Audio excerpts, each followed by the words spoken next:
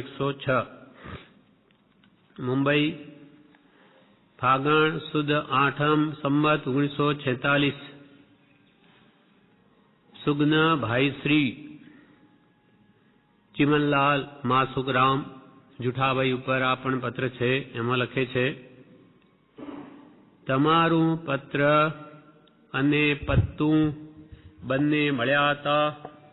પત્રને માટે તમે તૃષા દર્શાવી તે વખત મેળવી લખી શકીશ. તમારું એક પત્ર મળ્યું છે અને એક બીજું નાનું પત્તું પણ મળ્યું છે. પત્રને માટે તમે ઈચ્છા દર્શાવી તે વખત મેળવી ને પત્ર લખી શકીશ. વ્યવહારોપાધિ ચાલે છે. રચનાનું વિચિત્રપણું સમ્યક જ્ઞાન બોધે તેવું છે. અમને આ વ્યવહારની અત્યંત ઉપાધિ છે. કૃપાલદેવ મુંબઈથી લખે છે, વ્યવસાયમાં બેઠા અને વ્યવહાર એ બધું કરવું પડે એટલે આ ઉપાધિમાં સમય મળતો નથી. વ્યવહાર ઉપાધિ ચાલે છે. રચનાનું વિચિત્રપણું સમ્યક જ્ઞાન બોધે તેવું છે. રચનાનું વિચિત્રપણું, કર્મોની રચના નું આવું વિચિત્રપણું જોઈ અને સમ્યક જ્ઞાનનો બોધ થાય છે. ભગવાને જે વસ્તુઓ કહી તેનું સત્ય અહીંયા પ્રદર્શન થાય છે કે ભગવાને જે કહ્યું તે પરમ સત્ય છે. આ બધા કર્મના ચમત્કાર છે. કોઈ ગરીબ છે, કોઈ ધનવાન છે, કોઈ લૂલો છે, લંગડો છે, કોઈ બુદ્ધિમાન છે, કોઈ બુદ્ધુ છે. આ બધી કર્મની અદ્ભુત રચના જોઈ અને સમ્યક જ્ઞાન પ્રાપ્તિનો બોધ થાય છે કે જ્યાં સુધી જીવ આત્મજ્ઞાન ન પામે તો આવું કર્મનું વિચિત્રપણું આજે બીજામાં દેખાય, કાલે આપણામાં હતું અને હજુ ફરીથી આવા જન્મ લેવા પડશે. એટલે રચનાનું વિચિત્રપણું સમ્યક જ્ઞાન બોધે તેવું છે. આવી જગતની વિચિત્ર રચના તે આપણે જો વિચાર કરીએ તો આપણને એમાંથી ઘણો બધો બોધ મળે એમ છે. આપણે વિચાર નથી આવતા. બાકી આ જગતમાં કોઈને ખાવાનું નથી, માંડ પેટ ભરા, અને એકની પાસે એટલું બધું છે કે 7 પેઢી સુધી પણ ખૂટે નહીં. આ બધું કેમ એમ છે? અથવા કોઈ મહા હોશિયાર છે, કોઈ ઘણો ભણેલો છે, છતાં એને નોકરી નહીં, અને કોઈ ખાલી ફોન ઉપર પણ લાખો રૂપિયાના સોદા કરી શકે. આ બધું કેમ એમ છે? તો કે આ બધું કર્મનું વિચિત્રપણું છે. એટલે ઉત્તમ પ્રકારના વર્તનથી શુભ બંધ છે અને એના ફળ પુણ્યાદિ હોય છે તો આવી બધી શાતા વેદનીના સુખ મળે. અને કોઈ પણ પ્રકારના અશાતા વેદની કે કોઈને દુઃખ આપવારૂપ કાર્ય થાય તો એના ફળમાં જીવને અશાતા વેદની આવે અને આ ભાવમાં જ જીવ દુઃખ પામે. એટલે જ્ઞાની પુરુષો કહે છે કે હંમેશા કોઈને પણ દુઃખ આપવું નહીં. સુખ દીધા સુખ હોત હે, દુઃખ દીધા દુઃખ હોત. આપ હણે ની અવર કું તો આપને હણે ને કોઈ.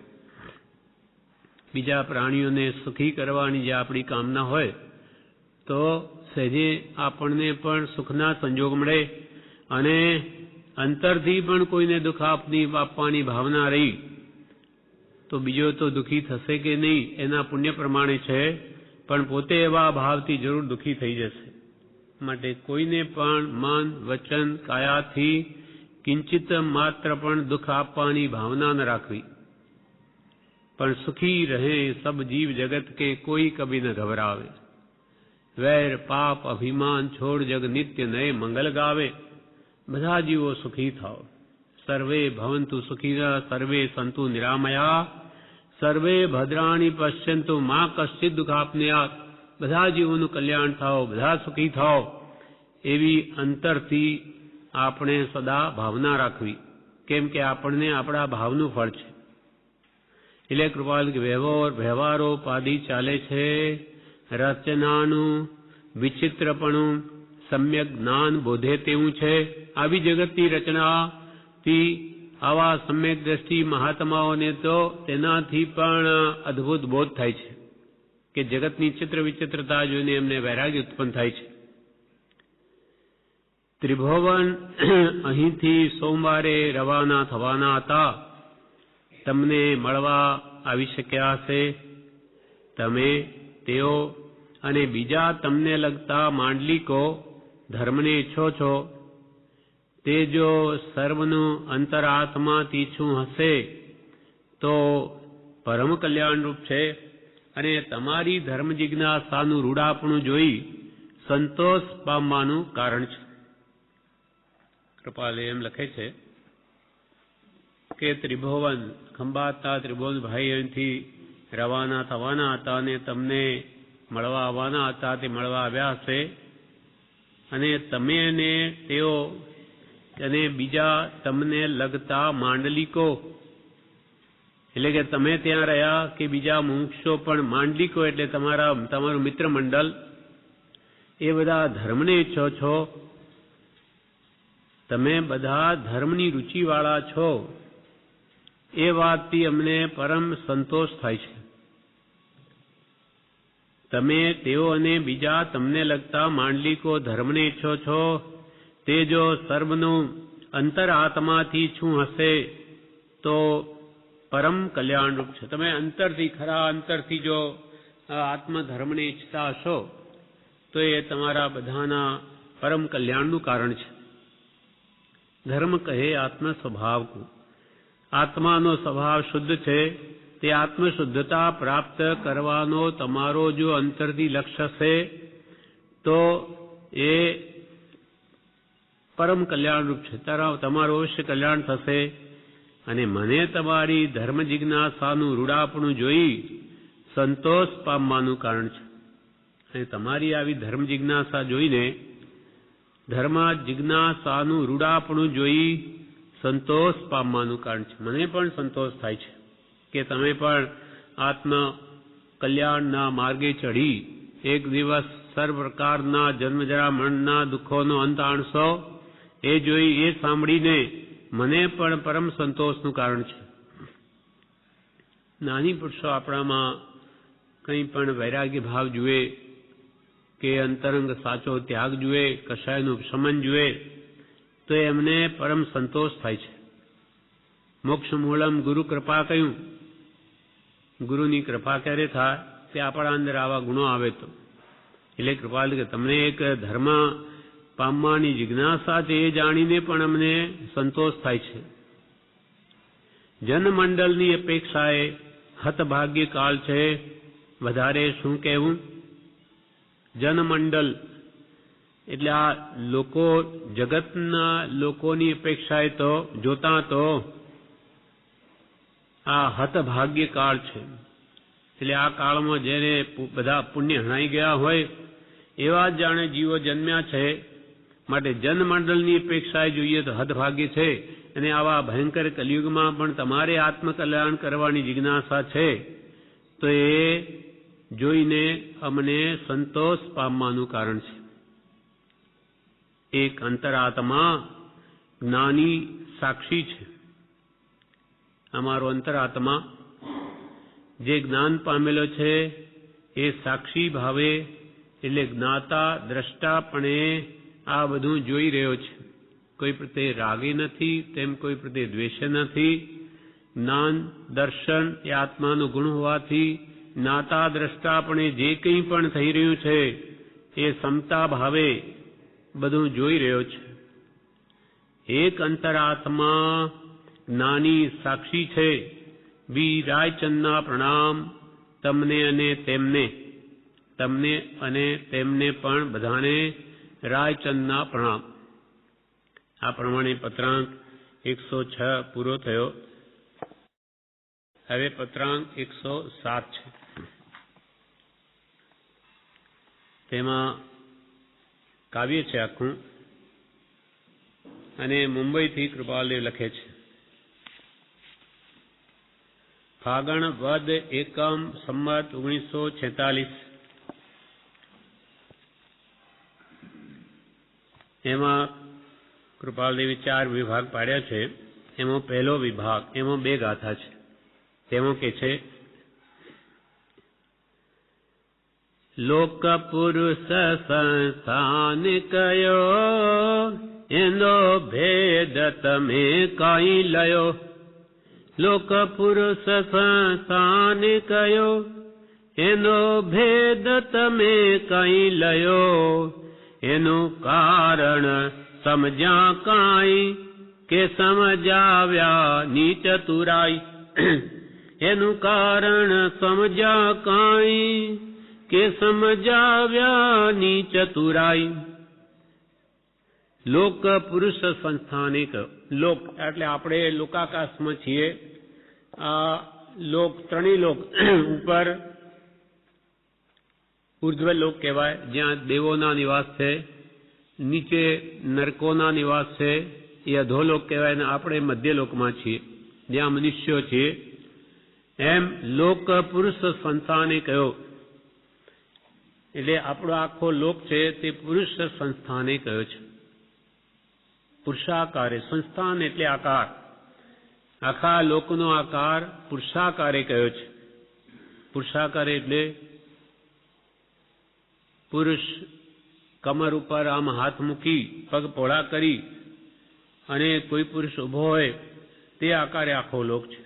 પુરુષાકારે કમર ઉપર બે હાથ મૂકી પગ પહોળા કરી અને કોઈ પુરુષ ઉભો હોય એ આકારે આખા લોકનો આકાર છે. ઉર્ધ્વલોક, અધોલોક અને તિર્યક, મધ્યલોક એમ શાસ્ત્રોમાં કહ્યું છે.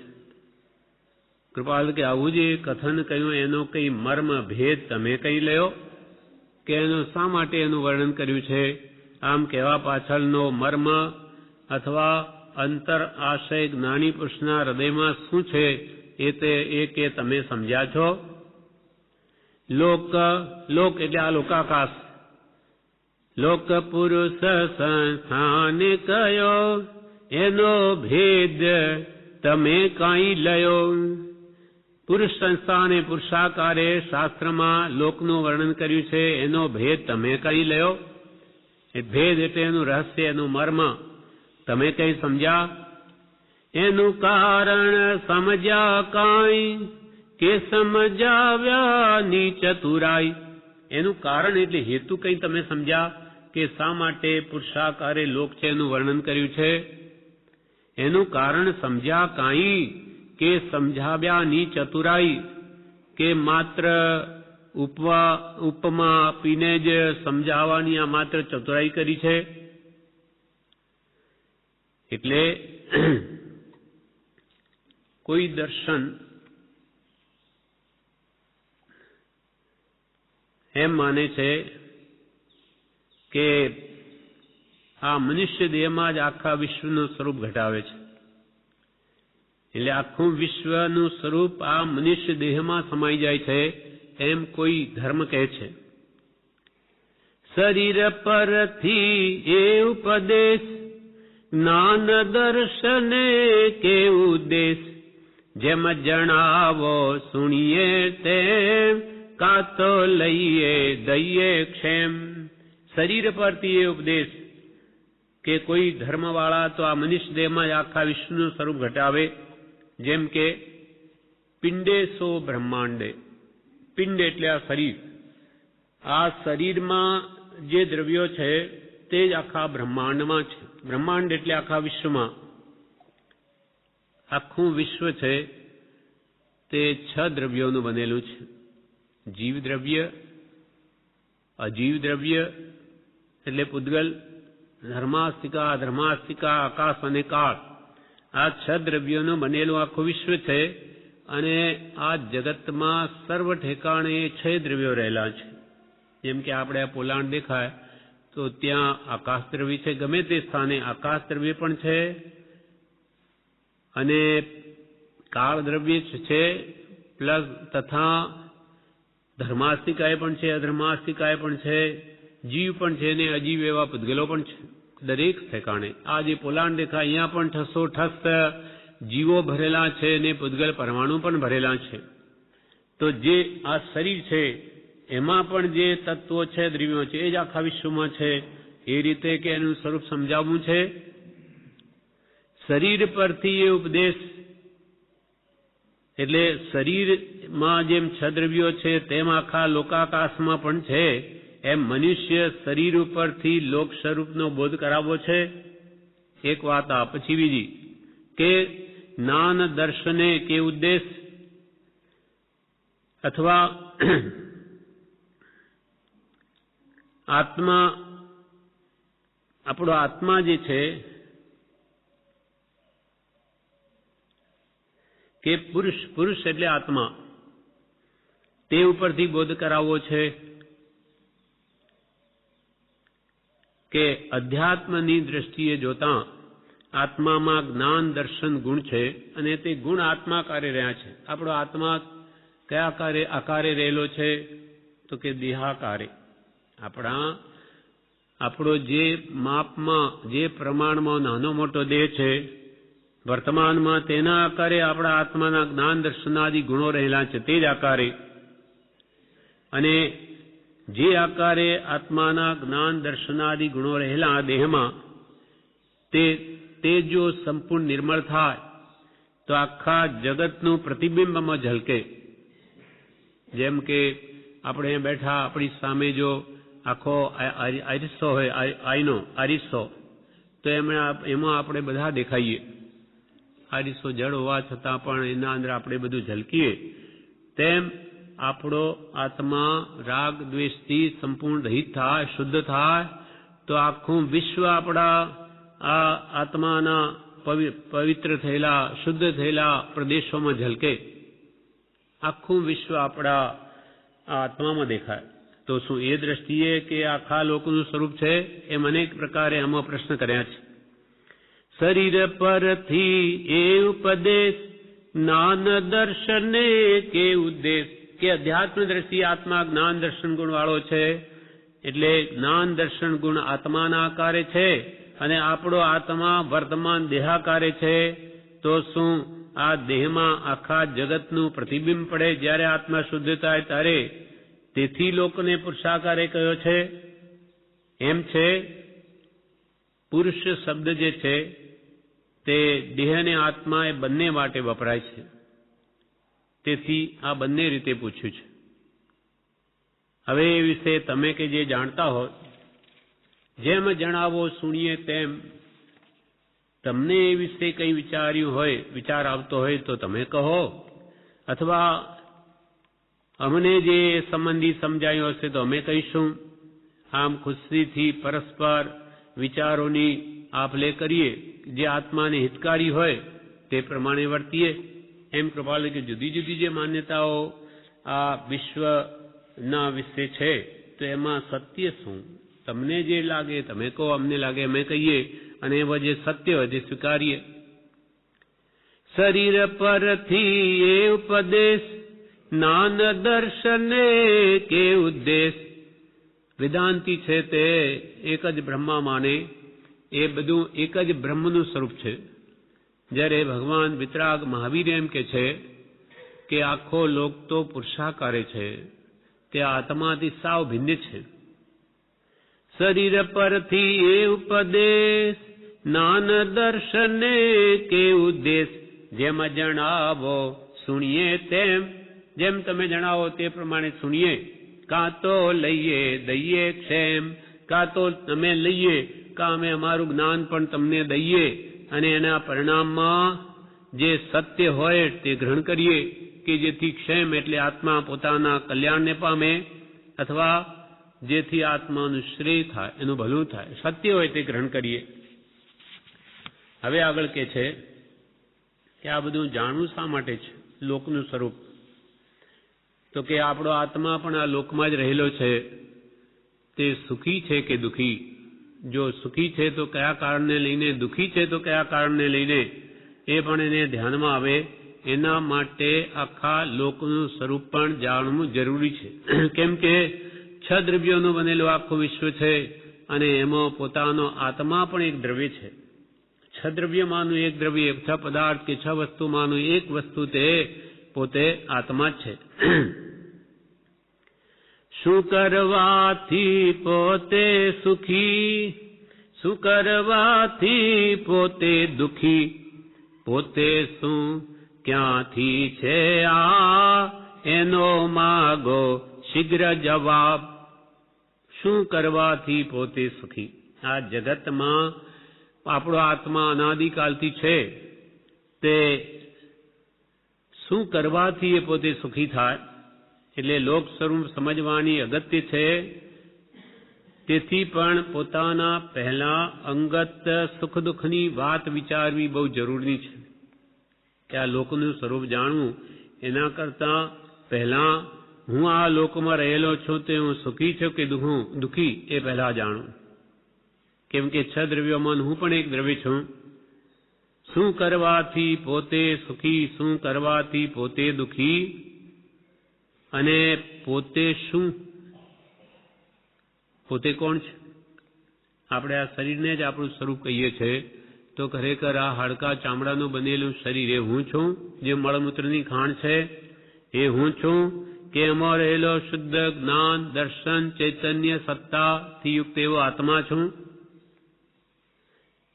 હું પોતે શું, પોતે કોણ છે, અને ક્યાંથી છે આપ, અને ક્યાંથી છે આપ, એટલે શું કરવાથી આત્મા દુઃખી થાય, અને પોતે કોણ છે, અને પોતે ક્યાંથી આવ્યો છે, ત્યાં કયા ભાવમાંથી આવ્યો, ક્યાંથી છે આપ, વગેરે અનેક શંકાઓ આપણને ઉઠે. તે જ્ઞાની પાસે પ્રશ્ન પૂછી અને એનું વિના વિલંબે સમાધાન કરી લેવું જોઈએ. પોતે શું, ક્યાંથી છે આપ, એનો માગો શીઘ્ર જવાબ, નિશંક થઈ જવું કે આ જગતમાં આ બધું ચિત્ર વિચિત્ર પણ દેખાય છે, અથવા કોઈ સુખી કોઈ દુઃખી, એના પાછળનું કારણ શું છે? શું કરવાથી પોતે સુખી, શું કરવાથી પોતે દુઃખી, પોતે શું, ક્યાંથી છે આ, એનો માગો શીઘ્ર જવાબ. આનો ઊંડાણથી વિચાર કરી અને શીઘ્ર જવાબ કોઈ જ્ઞાની પુરુષ પાસે માંગો કે હું અનાદિકાલથી જન્મ, જરા, મૃત્યુ, રોગ, શોક, ચિંતા વગેરેના દુઃખ અનુભવું, એનું કારણ શું છે, અને એવા કયા કારણો છે એવું કે જેથી મારો આત્મા સદા સુખ શાંતિમાં રહે, આ ભવ પરભવ સર્વકાલને માટે અનંત સુખને પામે, એનો ઉપાય પણ શું તે કોઈ પણ જ્ઞાનીને પૂછો. પોતે શું, ક્યાંથી છે આપ, અને શું કરવાથી પોતે સુખી કે શું કરવાથી પોતે દુઃખી, એનો માગો શીઘ્ર જવાબ, જલ્દી જવાબ માંગો. કેમ કે આયુષ્ય અલ્પ છે, અને એના જે સત્ય ઉપાયો, સત્ય સુખના હોય તે જાણીને એ આદરવા જોઈએ, નહીં તો આ જીવન પૂર્ણ થઈ જશે. હવે ઉપર કઈ તે સર્વ શંકાઓનું સમાધાન કરી લેવું જરૂરનું છે. કારણ કે જ્યાં સુધી આપણા મનમાં શંકા રહ્યા કરે ત્યાં સુધી અંતરમાં સંતાપ રહ્યા કરે, ત્યાં સુધી શાંતિ વળે નહીં. જ્યાં શંકા ત્યાં ગણ સંતા, નાનત હા શંકા નહીં સ્થાપ. જ્યાં આવી શંકાઓ રહ્યા કરતી કે આ જગત કોણ છે, કોણ દુઃખી, કોણ દુઃખ આપે, અથવા શું કરવાથી આપણે સુખી થઈએ, એ જ્યાં સુધી નહીં જાણીએ ત્યાં સુધી દુઃખના જે વિપરીત ઉપાય હોય તે પણ આપણે કરીએ છીએ.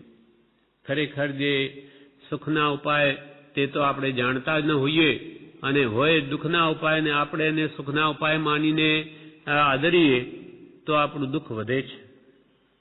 એટલે કે છે એવી જે કંઈ પણ શંકાઓ મનમાં હોય તેમનો શીઘ્ર નિકાલ કરવો જોઈએ, સમાધાન કરવું જોઈએ, નહીં તો અંતરાત્મા અંતરથી પીડિત રહે છે, દુઃખી રહે છે. જ્યાં શંકા ત્યાં ગણ સંતાપ, જ્યાં શંકા છે તે સંતાપ છે. નાનત શંકા નહીં સાપ, અને જ્યાં સમ્યક જ્ઞાન થયું, જેમ છે તેમ પદાર્થનું સ્વરૂપ જાણવામાં આવી ગયું, સાચા સુખનો ઉપાય જાણવામાં આવી ગયો, તો પછી એને શંકાને સ્થાન નથી રહેતું, ત્યાં સમ્યક જ્ઞાન થઈ ગયું, અને એને સાચા સુખના માર્ગે આગળ દોરે છે. સત્પુરુષનો બોધ એ સમ્યક જ્ઞાન છે. આપણને સાચા સુખનો ઉપાય કોણ બતાવી શકે? તો કે જ્ઞાની જ બતાવી શકે. જે ખરા સુખને પામ્યા હોય તે જ બતાવી શકે. જે પોતે સુખ પામ્યા જ ન હોય, પોતે જ દુઃખી હોય, તો બીજાને શું સુખનો માર્ગ બતાવે?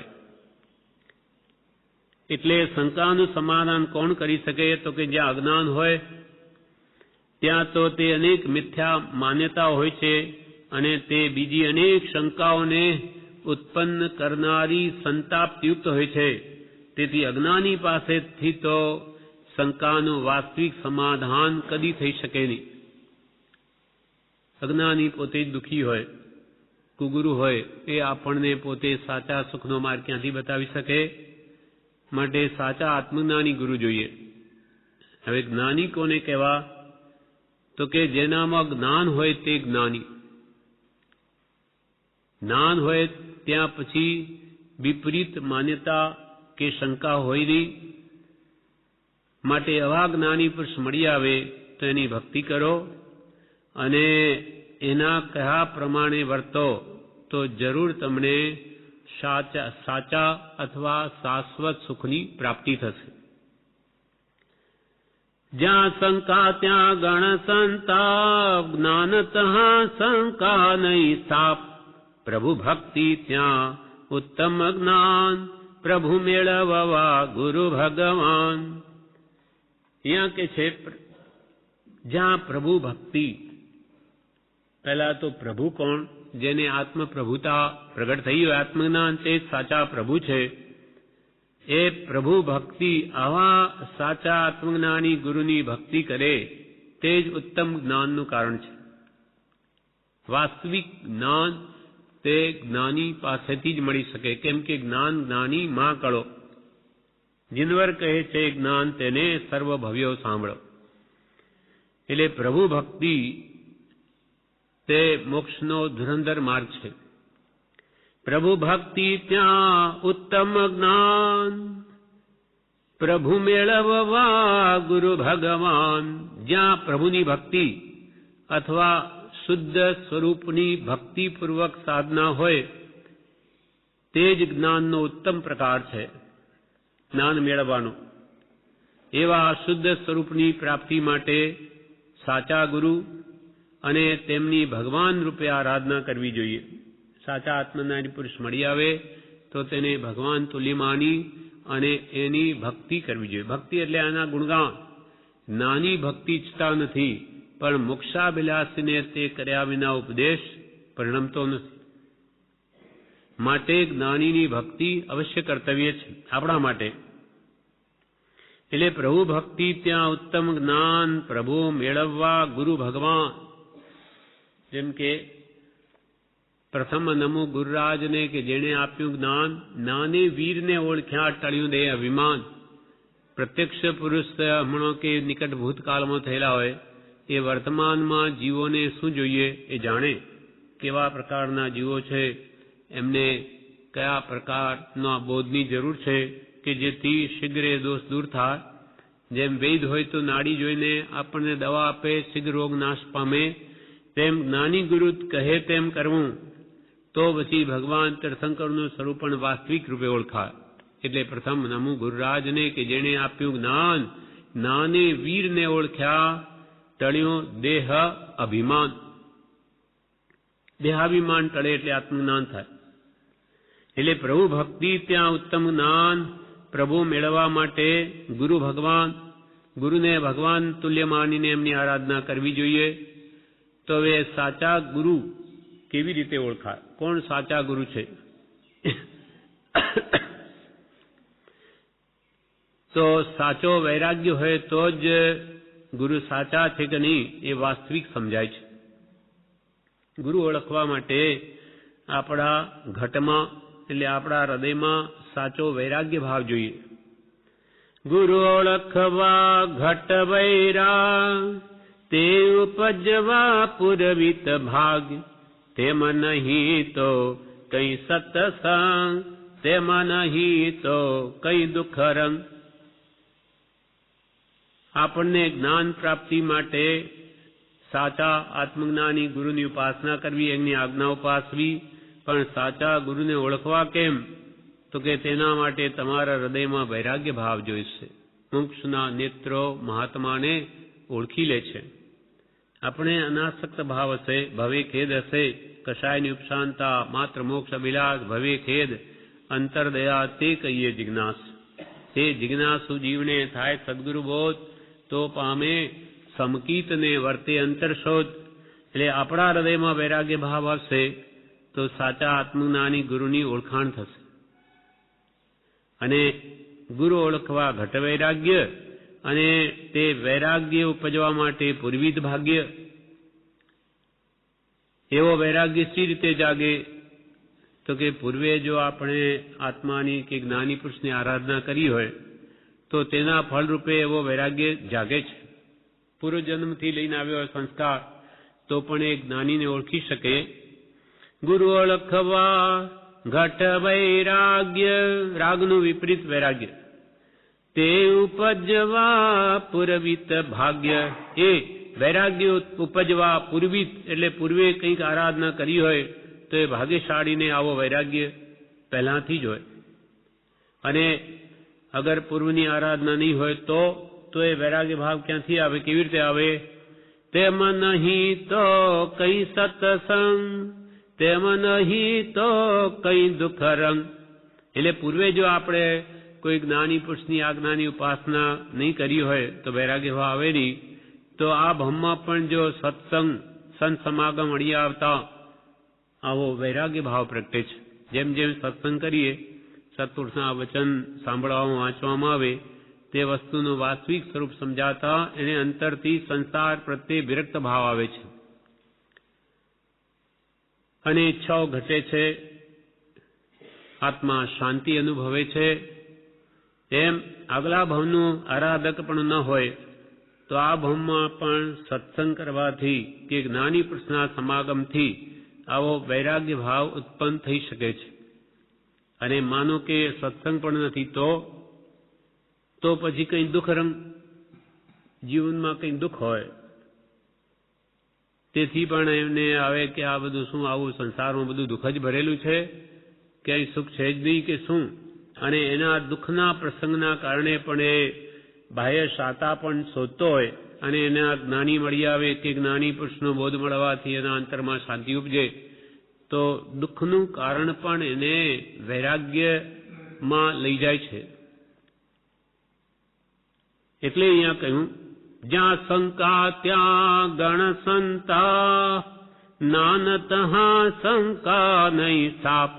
જ્યાં શંકા રહ્યા કરશે કે હું આત્મા છું કે દેહ છું અથવા સુખ સામો છે એવી ભ્રાંતિ અને સદા રહ્યા કરશે ત્યાં સુધી તો એ સંતાપ વાળો જ રહેશે. જ્યાં શંકા ત્યાં ગણ સંતાપ, નાનત શંકા નહીં સ્થાપ. અને જેને જ્ઞાની પુરુષ મળી ગયા એના ઉપદેશે એને હું કોણ છું, ક્યાંથી થયો, હું આત્મા છું, દેહથી ભિન્ન છું, આ જગતમાં મારું કંઈ નથી, એ બધી વાત જેને સમજાઈ ગઈ, એવું સમ્યક જ્ઞાન મળી ગયું, તેની શંકા બધી નીકળી જાય છે. જેમ કે આપણને આત્મસિદ્ધિ આપી, હું આત્મા છું, દેહથી ભિન્ન છું, નિત્ય છું, સર્વકાળ રહેનારો છું, કોઈ કાળમાં મારું મૃત્યુ નથી, અને જેવા કર્મ એટલે કામો સારા કે ખોટા કરીશ તેવા જ ફળ મારે ભોગવવા પડશે. એ કરતા ભોગતાપણું કે મોક્ષ મુક્તિ છે, સર્વ કર્મથી મુક્ત થઈ શકાય છે, એનો ઉપાય છે. આ 6 પદની શ્રદ્ધા જો એને દ્રઢ થાય તેની બધી શંકાઓ નીકળી જાય. એટલા માટે 6 પદનો પત્ર વારંવાર વિચારવા કહ્યું. આત્મસિદ્ધિને પણ વારંવાર વિચાર કે એ 6 પદનો જ વિસ્તાર છે તો આપણી બધી શંકાઓ નીકળી જશે કે હું આત્મા છું, દેહ થાય તે મને નહીં, અને મારું કોઈ કાળે મરણ નથી, તો મૃત્યુનો ભય પણ ટળી જાય. નાન તહા શંકા નહીં સ્થાપ. એવી સાચી સમજણ જેમ જેમ આવે છે તેમ તેમ આત્મા પોતાના સ્વભાવ ભણી વળે છે. એટલે જ કહ્યું કે સમજ સાર સંસાર મેં સમજુ ટાળે, દોષ સમજ સમજ કર જીવ હી ગયા અનંતા મોક્ષ. શું સમજે? પોતાના આત્માનું સ્વરૂપ જે અનંત સુખ, જ્ઞાન, દર્શન, સુખ, વીર્ય સ્વરૂપ છે, અને આ સંસાર અનંત દુઃખરૂપ છે, એ એને બરોબર સમજાવવું જોઈએ. જ્ઞાન તહા શંકાની સ્થાપ. અને એના માટે પ્રભુ ભક્તિ કરવી, કેમ કે પરમ પ્રેમરૂપ ભક્તિ વિના જ્ઞાન શૂન્ય છે, મીંડું છે. સત્પુરુષના ગુણો પ્રત્યે અનુરાગ નથી તો એને અંદર ભગવાનની વાણી પરિણમે નહીં, એના અંદર એ જ્ઞાન ઉતરે નહીં. માટે કે છે ભક્તિ જોઈએ, સત્પુરુષના ગુણો પ્રત્યે અનુરાગ જોઈએ. અને તેણે જ ઉત્તમ જ્ઞાન પ્રાપ્તિનું કારણ કહ્યું છે. પરમ પ્રેમ રૂપ ભક્તિ વિના જ્ઞાન શૂન્ય છે. મીંડું કૃપાલ તમને ખીમજીભાઈને લખે, તમને ભગવાન પ્રત્યે પ્રીતિ તો નથી, પ્રેમ નથી, ભક્તિ નથી, તો તમારે આ બધું જાણીને શું કરવું છે?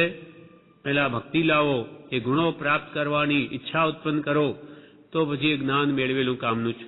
આ કંઈ જાણીને બીજાના કહેવા માટે નથી, માન મોટાઈ મેળવવા માટે નથી, પોતાની આત્મશુદ્ધિ માટે છે. પ્રભુ ભક્તિ ત્યાં ઉત્તમ જ્ઞાન, પ્રભુ મેળવવા ગુરુ ભગવાન. પ્રભુને મેળવવા હોય, શુદ્ધ પરમાત્માને, તો પહેલા ગુરુને ભગવાન માની અને ગુરુ આજ્ઞા સમપથ્યની ઔષધ વિચાર ધ્યાન, ગુરુની આજ્ઞા માનીને જિંદ દશાનું લક્ષ્ય રાખી એની આજ્ઞામાં વર્તે તો જ એ સતને પામે. પ્રત્યક્ષ સદગુરુ યોગમાં વર્તે દ્રષ્ટિ વિમુખ, અસદગુરુને દ્રઢ કરે નિજ માનાર્થે મુખ્ય. બાકી તો અસલ તો પ્રત્યક્ષ સદગુરુ પ્રાપ્તિનો ગણે. પરમ ઉપકાર ત્રણેય યોગ એકત્વથી વર્તે આજ્ઞાધાર. નાની પુરુષ મળી ગયા હોય તો મન વચન કયાથી એમની આજ્ઞા ઉપાસવી, તો જરૂર એ સર્વ દુઃખોથી મુક્ત થાય છે. પ્રભુ મેળવવા ગુરુ ભગવાન અને ગુરુ ઓળખવા ઘટ વૈરાગ્ય, તે ઉપજવા પૂર્વિત ભાગ્ય.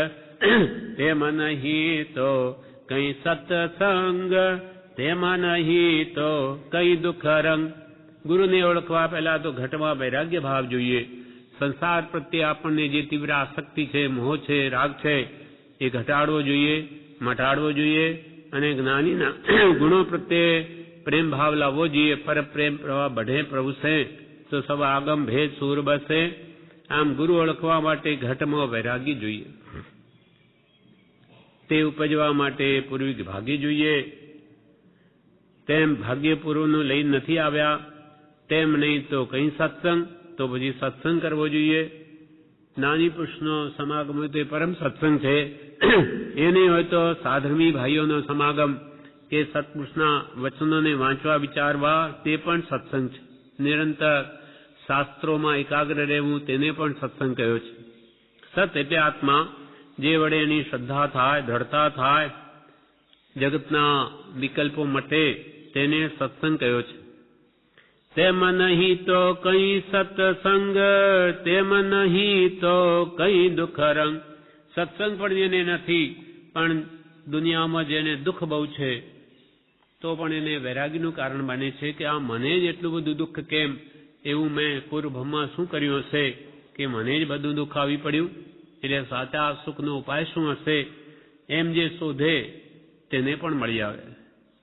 અને આવા સાચા ગુરુનો યોગ મળે તો એનું પણ કામ થઈ જાય. તેમ નહીં તો કઈ સત્સંગ, તેમ નહીં તો કઈ દુઃખ રંગ. આ પ્રમાણે આ લોક પુરુષ સંસ્થાને કહ્યો, એના આપણે વિભાગો વાંચ્યા, 3 વિભાગ વાંચ્યા. ચોથો વિભાગ 6 ગાથાનો છે, 7 ગાથાનો. વળી એક 5મો વિભાગ 2 ગાથાનો છે. તે ચોથો વિભાગ 6 ગાથાનો અને 5મો વિભાગ 2 ગાથાનો આપણે આવતીકાલે લઈશું. વચનામૃત ક્રમાંક 107 કાવ્ય છે લોક સ્વરૂપનું રહસ્ય. જેમાં બતાવ્યું તેની આપણે અમુક ગાથાઓ વાંચી, તે અધૂરું છે, આજે પૂરું કરીએ. આ પ્રમાણે આ ગુરુને ઓળખે તો એની બધું વાસ્તવિક એની શંકાઓનું સમાધાન થઈ જાય. પહેલા જાણવું અને પછી લોકના સ્વરૂપને જાણવું. હવે આગળ કહે છે, જે પરમાત્મા સ્વરૂપ છે એને સર્વ દર્શનોએ ગાયું છે, આત્માનું જ મહાત્મ્ય ગાયું છે. એ વાતને આગળ સમજાવે છે. કેમ કે સદગુરુ વગર લોકનું વાસ્તવિક સ્વરૂપ સમજાય નહીં. જે ગાયો તે સગળે એક, સકળ દર્શને એ જ વિવેક. જે ગાયો તે સગળે એક, સકળ દર્શને એ જ વિવેક. સર્વ દર્શનો, દર્શનો એટલે ધર્મો, અનેક પ્રકારના ધર્મો, 6 દર્શન વગેરે જગતમાં પ્રચલિત છે. તે સર્વ દર્શનો, ધર્મ મતો એ પોતપોતાની જુદી જુદી શૈલીમાં એક પરમાત્મા તત્વને જ ગાયું છે. જુદી જુદા પ્રકારે જેમ પરમાત્મા સ્વરૂપ સમજ્યા તે રીતે એ આત્માના પરમાત્મા સ્વરૂપને જ ગાયું છે. તેમજ સંસાર અસાર છે, કેવળ દુઃખરૂપ હોવાથી તેને તજવાનો જે બધાએ બોધ આપ્યો છે. કોઈ જે આસ્તિક ધર્મ છે તે કોઈ એમ નથી કહેતું કે સંસાર સુખરૂપ છે કે વિષય કસાય સુખરૂપ છે. એ પણ વૈરાગ ઉપશમનો જ બોધ આપે છે. અને એ વૈરાગ ઉપશમ મેળવીને કરવું શું? તો કે આત્માની શુદ્ધિ કરવી. એમ બધા એમ જ કહે છે.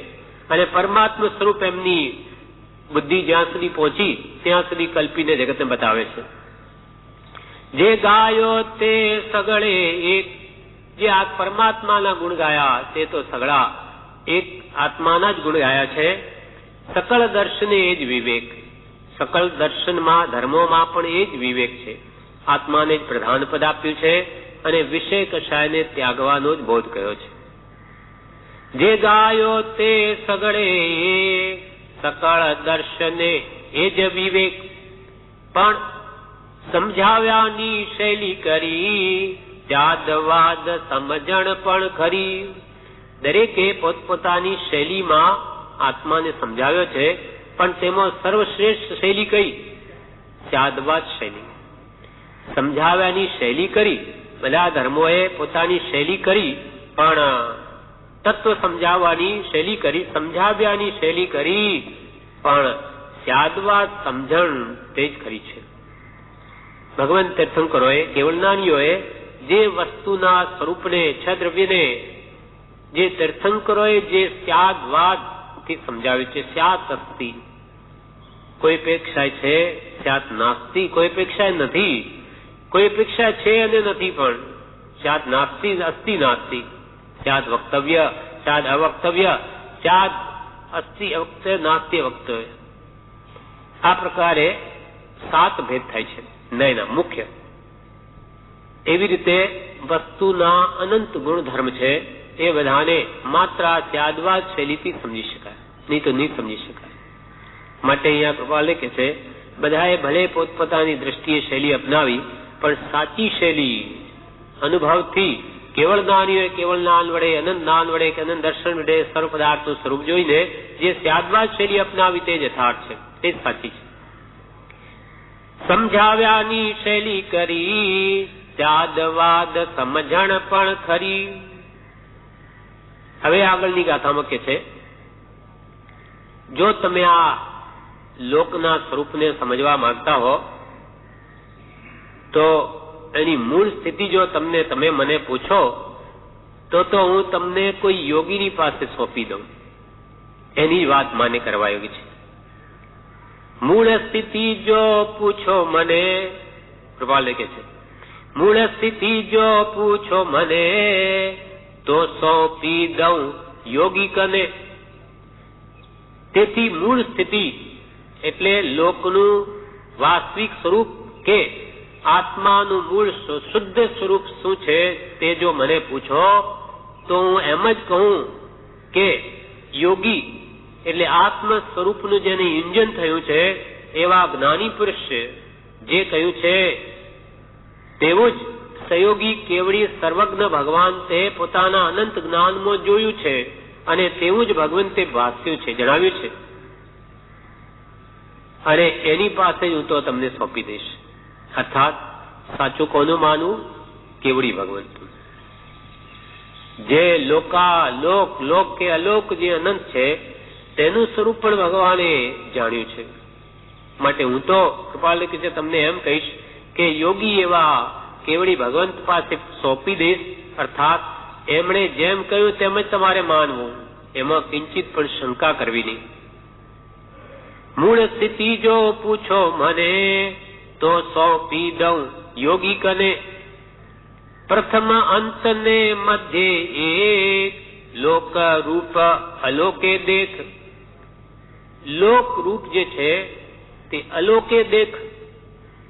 અલોક એવો જે લોક છે, અલોકાકાશ, એના અંદર ઘડિયાળમાં પેલું પેન્ડ્યુલમ કેમ લટકે એવી રીતે આખો લોક લટકી રહ્યો છે. અને એ પ્રથમ, અંત અને મધ્ય ત્રણેય કાળ એમ જ રહેવાનો છે. એ લોકનો ત્રિકાળમાં નાશ નહીં થાય. પ્રથમ એટલે પહેલા પણ જે સ્વરૂપ હતું લોકનું એ જ છે છદ્રવ્યોથી યુક્ત. પછી અંત પણ એનો અંતકાળ અનંતકાળ પછી પણ એ છદ્રવ્યોથી યુક્ત જ હશે. અને મધ્ય એટલે હમણાં પણ વર્તમાનમાં પણ એ તો છદ્રવ્યથી જ યુક્ત હશે. અને એ અલોકમાં લોકનું સ્વરૂપ છે એમ તું જાણ. એમ ભગવંતે કેવળ જ્ઞાનથી જોઈને કહ્યું છે. મૂળ સ્થિતિ જો પૂછો મને તો સોંપી દઉં યોગી કને. પ્રથમ અંત ને મધ્ય એક. પ્રથમ પહેલું, અંત ને મધ્ય એક જ રૂપ છે એનું. એ કદી છદ્રવ્યોનો કોઈ કાળે નાશ નહીં થાય. લોક રૂપ અલોકે દેખ. એ લોકનું સ્વરૂપ તું અલોકમાં જો. લોકાકાશ તે અલોકાકાશમાં રહેલો છે એમ ભગવંતે કહ્યું છે. તો કે કેવી રીતે રહેલો છે? તો એ લોકનું પહેલા તો સ્વરૂપ બતાવ્યું કે લોકનો આકાર શું? તો કે લોક પુરુષ સંસ્થાન એ કહ્યું. પુરુષનું સંસ્થાન, પગ પોળા કરી કમર પર હાથ ટેકીને કોઈ પુરુષ ઉભો હોય, બસ એ આકારે જ લોક છે. જે મધ્યમાં તો એક રજ્જુ પ્રમાણ છે. એક રજ્જુ પ્રમાણ એટલે કેટલો? અસંખ્યાત દ્વીપ સમુદ્ર પ્રમાણ એક રજ્જુ છે. વચ્ચે આપણે જ્યાં છીએ એ મધ્ય લોક કહેવાય. એનાથી ઉપર 7 રજ્જુ પ્રમાણ દેવલોક છે, નીચે 7 રજ્જુ પ્રમાણ નરકો છે. એ મધ્યમાં આપણે છીએ. મધ્યનો વિસ્તાર કેટલો? તો કે થાળીના આકારે આ લોક છે. થાળી મૂકેલી હોય તો કેમ ગોળ દેખાય? એમ આપણી ભૂમિ જે છે જેને જંબુદ્વીપ કહેવાય, તેમાં એક આ ભરત ક્ષેત્ર છે, એક એરાવત ક્ષેત્ર છે અને એક વચમાં મહાવિદય ક્ષેત્ર છે. આપણે આ જંબુદ્વીપના એક બાજુમાં છીએ. આપણાથી હજુ વચ્ચે બરાબર સેન્ટરમાં મેરુ પર્વત આવેલો છે, લાખ યોજનનો, જેમાં ભગવાન તીર્થંકરોને જન્મ કલ્યાણ વખતે લઈ જાય છે સ્નાન કરાવવા. તે 1 લાખ યોજનનો આ 1 લાખ યોજનનો મેરુ પર્વત છે. અને આ જંબુદ્વીપ છે. પછી એનાથી બમણો તે લવણ સમુદ્ર છે. એનાથી બમણો ગોળાકારે, એનાથી પાછો બમણો 4 લાખ યોજનનો તે ધાતકી ખંડ છે. તેનાથી બમણો 8 લાખ યોજન. 1 યોજન બરાબર 4000 ગૌ. 4 ગૌની જે શાશ્વત યોજન છે ને, આ બધી શાશ્વત વસ્તુઓ છે. એ અહીંયા એ માપ કહ્યું 4000 ગૌ બરાબર 1 યોજન.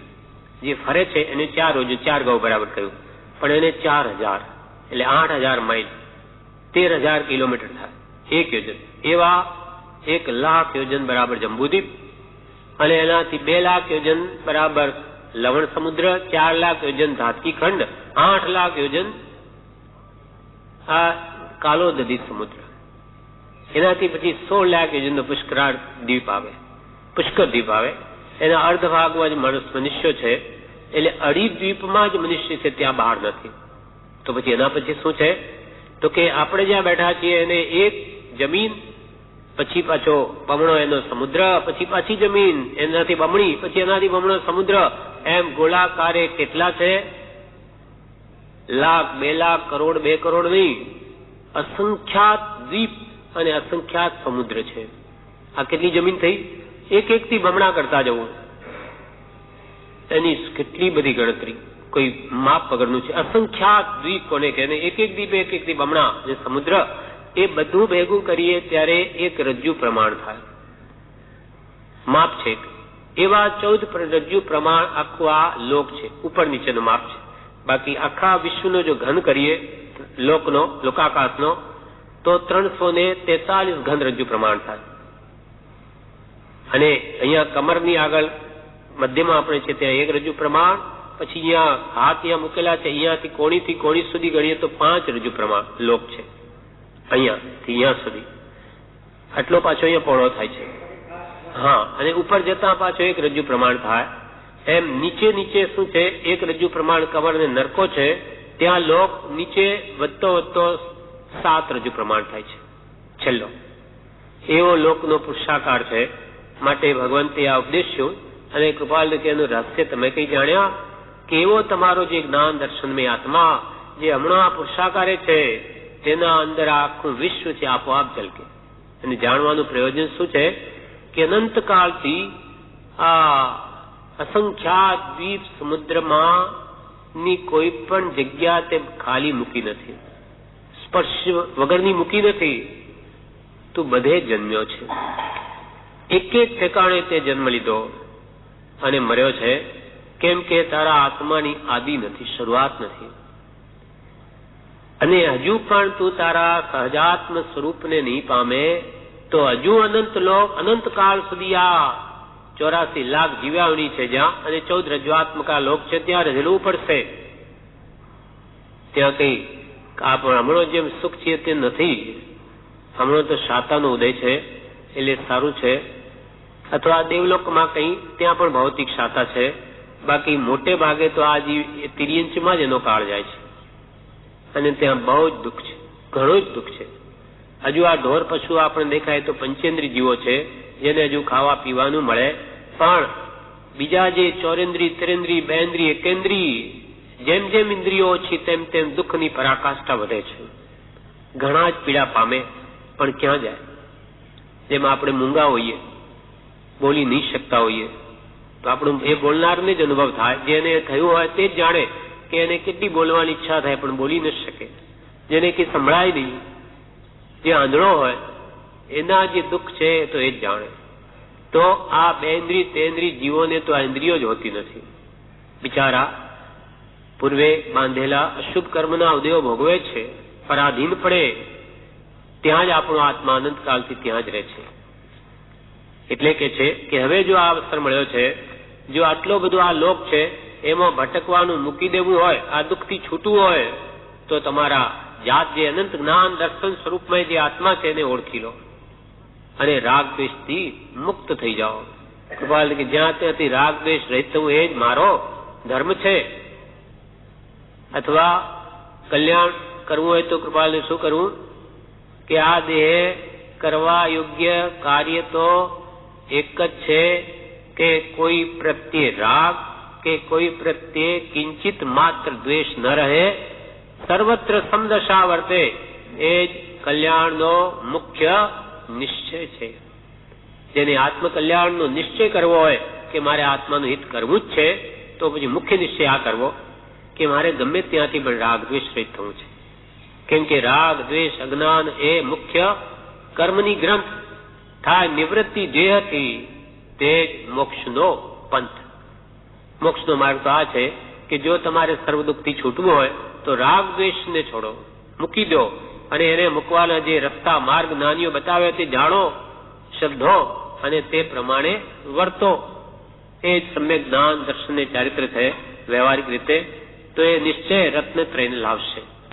જીવા જીવ સ્થિતિને જોઈ ટળ્યો ઓર તો શંકા ખોઈ, એમ જ સ્થિતિ ત્યાં નહીં ઉપાય, ઉપાય કા નહીં શંકા જાય. જીવા જીવ સ્થિતિને જોઈ ટાળ્યો ઓર તો શંકા ખોઈ.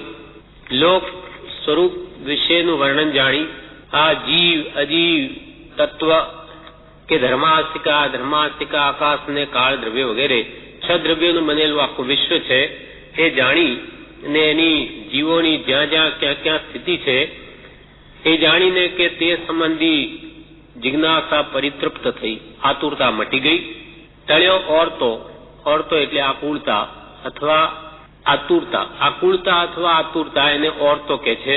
ટળ્યો ઓરતો શંકા ખોઈ કે આ બધું જીવ તત્વ અજીવ તત્વ આ જગત શું છે એનું વિશેષ વિસ્તારથી વર્ણન જાણવાથી એ સંબંધી બધી શંકા હતી તે ખોઈ. જીવા જીવ સ્થિતિને જોઈ ટળ્યો ઓરતો શંકા ખોઈ, એ જ એમ જ સ્થિતિ ત્યાં નહીં ઉપાય. એટલે લોક ત્રણેય કાળ એ રૂપે જ રહેવાનો છે, તેને અન્ય રૂપે કરવા કોઈ પણ ઉપાય કોઈ પણ જીવ સમર્થ નથી. જે ત્રણેય લોકનું સ્વરૂપ છે, ઉર્ધ્વલોક, અધોલોક અને તિર્યક લોક, એટલે વચ્ચે આપણે મધ્ય લોકમાં આપણે છીએ, જેને તિર્યક લોક પણ કહે છે. એની સ્થિતિ જેમ છે તેમ જ રહેશે. ક્યારથી છે? અનાદિકાળથી છે. ક્યાં સુધી રહેશે? અનંત કાળ સુધી રહેશે. એ સ્થિતિને ફેરફાર કરવા પરમાત્મા પણ સમર્થ નથી. એટલે એમ જ સ્થિતિ ત્યાં નહીં ઉપાય, ઉપાય કા નહીં, કેમ ઉપાય નથી? શંકા જાય. એની પણ શંકા નાશ પામી ગઈ. કેમ કે દ્રવ્યનું પરિણમનશીલ એવો દ્રવ્યનો સ્વભાવ છે, તે પ્રમાણે છે દ્રવ્ય પરિણમી રહ્યા છે. કેમ કે નિયમ એક ભેદે, નિયમ એ જ આ જગતનો પ્રવર્તક છે, ઈશ્વર નથી, પણ એ નિયમ પ્રમાણે બધું ચાલે છે.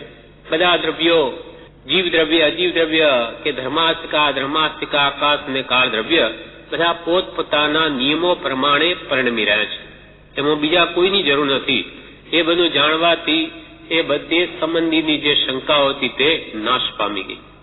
જીવા જીવ સ્થિતિને જોઈએ, ટળ્યો ઓર તો શંકા કોઈ, એમ જ સ્થિતિ ત્યાં નહીં ઉપાય, ઉપાય કા નહીં શંકા જાય.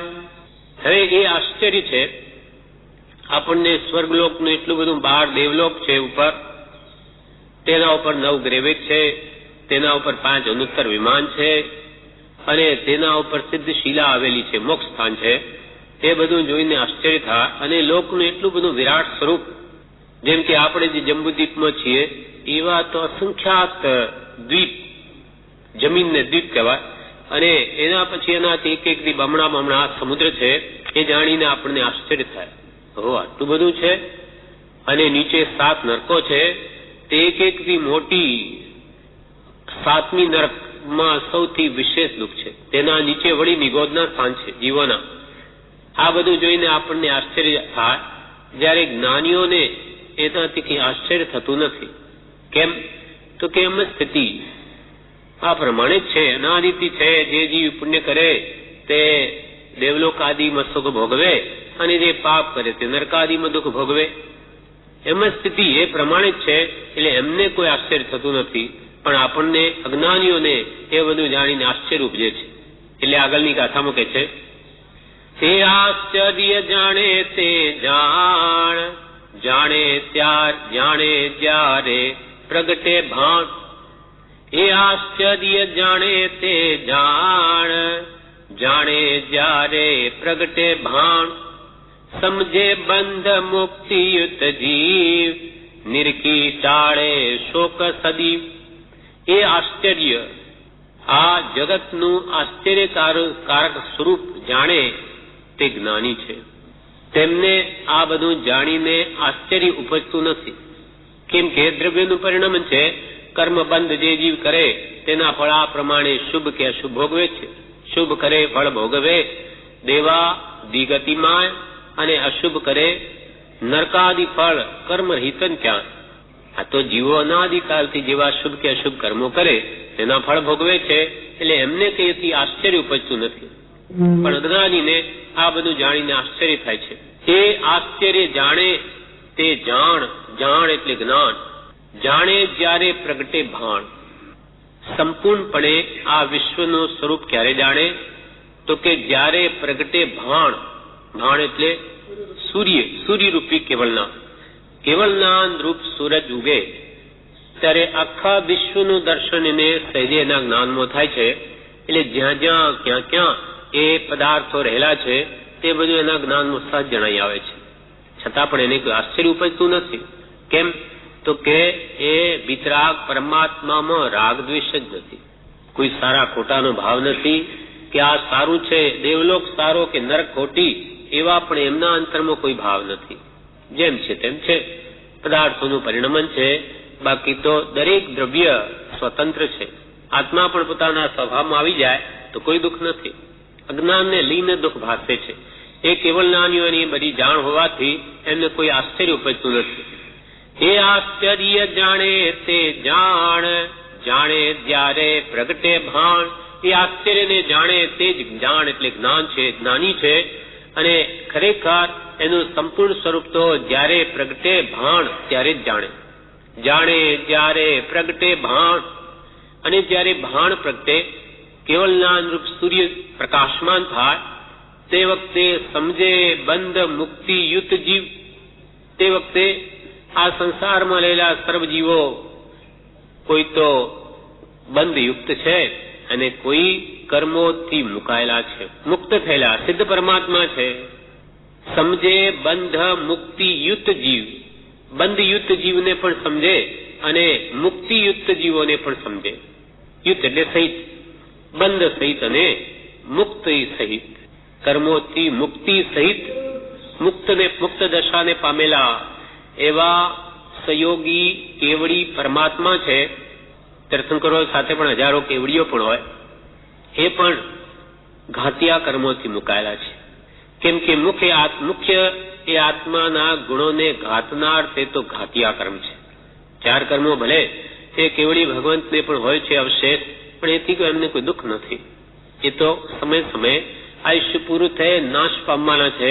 પણ આત્માનો ગુણોને ઘાટે, જે આત્માને દુઃખ આપે એવા કર્મો તો એમને નષ્ટ થઈ ગયા. એટલે જીવન મુક્ત છે, જીવતા છતાં મુક્ત. એવા કેવડી ભગવંત ત્યાં બિરાજમાન છે, તેમ સિદ્ધ ભગવંતો પણ લોકાંતે રહેલા છે. એ પણ આ લોકાકાશમાં જ છે, એ કઈ આ લોકથી બહાર નથી. ભલે લોકના અંતે બિરાજમાન છે, એ બધું કેવલનાન વડે એ જાણે છે. સમજે બંધ મુક્તિ યુક્ત જીવ, એ કેવલનાનીઓ સમજે છે કે બધા જીવોમાં અમુક તો બંધ યુક્ત જીવ છે, બંધથી કર્મોથી બંધાયેલા છે એવા જીવો છે, અને કેટલાક જીવો મુક્તિયુક્ત છે. સમજે બંધ મુક્તિયુક્ત જીવ, નિરખી ટાળે શોક સદીવ. નિરખી એ બધા જીવોને, મુક્ત જીવોને તે કર્મોથી બંધાય, પોતપોતાના કર્મોને લઈને સંસારમાં પરિભ્રમણ કરતા જુએ છે. અને કેટલાક જીવો કર્મ ટાળવા પુરુષાર્થ કરીને મુક્ત પણ થાય છે, એ બધું જુએ છે. પણ બીજા કોઈના કર્મોને લઈ શકે એમ નથી. એવી જ જગતની સ્થિતિને જોઈ ઉદાસીન થઈ સદાને માટે હર્ષોક ટાળી તે વિતરાગ ભગવાન સદૈવ સમતા સુખમાં નિમગ્ન થાય છે. કે જે જીવ કર્મો બાંધે અશુભ તેના ફળો ભોગવે છે, શુભ કર્મો બાંધે તો દેવાદિ ગતિમાં શુભ ફળ ભોગવે છે. એમ જ સ્થિતિ, ત્યાં નહીં ઉપાય, ત્યાં કોઈ ઉપાય નથી. કેમ કે બીજાના કર્મોને કોઈ બીજા લઈ શકતા નથી. ભગવાન તીર્થંકરો પણ કોઈના કર્મ લઈ શકતા નથી. જો અગર લઈ શકતા હોત તો એક પણ જીવ આજે અહીંયા હોત નહીં, સર્વને એમને મોક્ષે પહોંચાડી દીધા હોત. પણ એ થઈ શકતું નથી. પોતાના કર્મોને પોતાને જ નિવર્તાવવા પડે. એમ જાણીને ભગવંતો તો નિરખી ટાળે શોક સદીવ. આવી રીતે નિરખી એટલે જે કેવલનાનમાં દેખાય છે એમ જોયે છે, છતાં પણ ટાળે. શું ટાળે? શોક સદીવ. સદૈવ શોકને ટાળી અને પોતાના આત્મ સ્વરૂપમાં તે નિમગ્ન થાય છે. ઈચ્છે છે એ પણ ક્યારે? કેવલનાન પહેલા. કેવલનાન થયા પછી તો ઉદ્યાધીન માત્ર વાણી ખરે છે. આ જીવને તારું, એને પાર ઉતારું એવો કોઈ ભાવ હોતો નથી. કેમ કે એ રાગ છે, શુભ રાગ છે. રાગનો તો કેવળી ભગવંતને અંત આવી ગયો છે, પણ પૂર્વે ભાવના ભાવી છે. સૌ જીવ કરું શાસન રસી સી ભાવ દયા મનોલસી. તેને લઈને એ જીવોને ઉપદેશ આપે છે અને જીવો મોક્ષને પામે છે. એનો ઉપદેશ ગ્રહણ કરી રહે, પણ પોતે તો સદા પોતાના સ્વ આત્મ સ્વરૂપમાં, શુદ્ધ આત્મ સ્વરૂપમાં જ નિમગ્ન છે. એ આશ્ચર્ય જાણે તે જાણ, જાણે જ્યારે પ્રગટે ભાણ. સમજે બંધ મુક્તિયુક્ત જીવ, નિરખી ટાળે શોક સદીવ. હવે આ બંધથી જીવ બંધાયેલો છે, એનું કારણ શું? કેવી રીતે બંધાયેલો? શા માટે બંધાયો? ક્યારથી બંધાયો? એ ભાવ આગળની ગાથા મૂકે છે. બંધયુક્ત જીવ કર્મ સહિત, બંધયુક્ત જીવ કર્મ સહિત, પૂદગલ રચના કર્મ ખચિત. બંધયુક્ત જીવ કર્મ સહિત, પૂદગલ રચના કર્મ ખચિત. પૂદગલ જ્ઞાન પ્રથમ લે જાણ, પૂદગલ જ્ઞાન પ્રથમ લે જાણ. નર દેહે પછી પામે ધ્યાન, નર દેહે પછી પામે ધ્યાન. બંધયુક્ત જીવ કર્મ સહિત. આ જીવ શાથી બંધાયેલો? કર્મથી. કર્મો સહિત અનાદિકાલથી છે, અને કર્મનો ઉદય આવે તે વખતે ફરી રાગ દ્વેષ કરી અને નવીન બંધ કરી લે છે. ફરી કર્મોથી બંધાઈ જાય છે. બંધયુક્ત, બંધથી યુક્ત તો અનાદિનો છે, અને જીવ તેનું કારણ કર્મ સહિત અનાદિકાલથી જીવ કર્મ સહિત બંધાયેલો છે. તેનું પણ મુખ્ય કારણ પૂદગલ રચના કર્મ ખચિત. ખચિત એટલે નક્કી એ આ પૂદગલોની રચના છે. કારમણ વર્ગણાઓ છે અનેક પ્રકારની, તે જે પ્રકારે આપણે ભાવ કરીએ કે તરત જ આવીને ચોંટી જાય છે, સર્વત્ર રહેલી છે. તો કે જડ એવી વસ્તુઓ કેમ સમજે?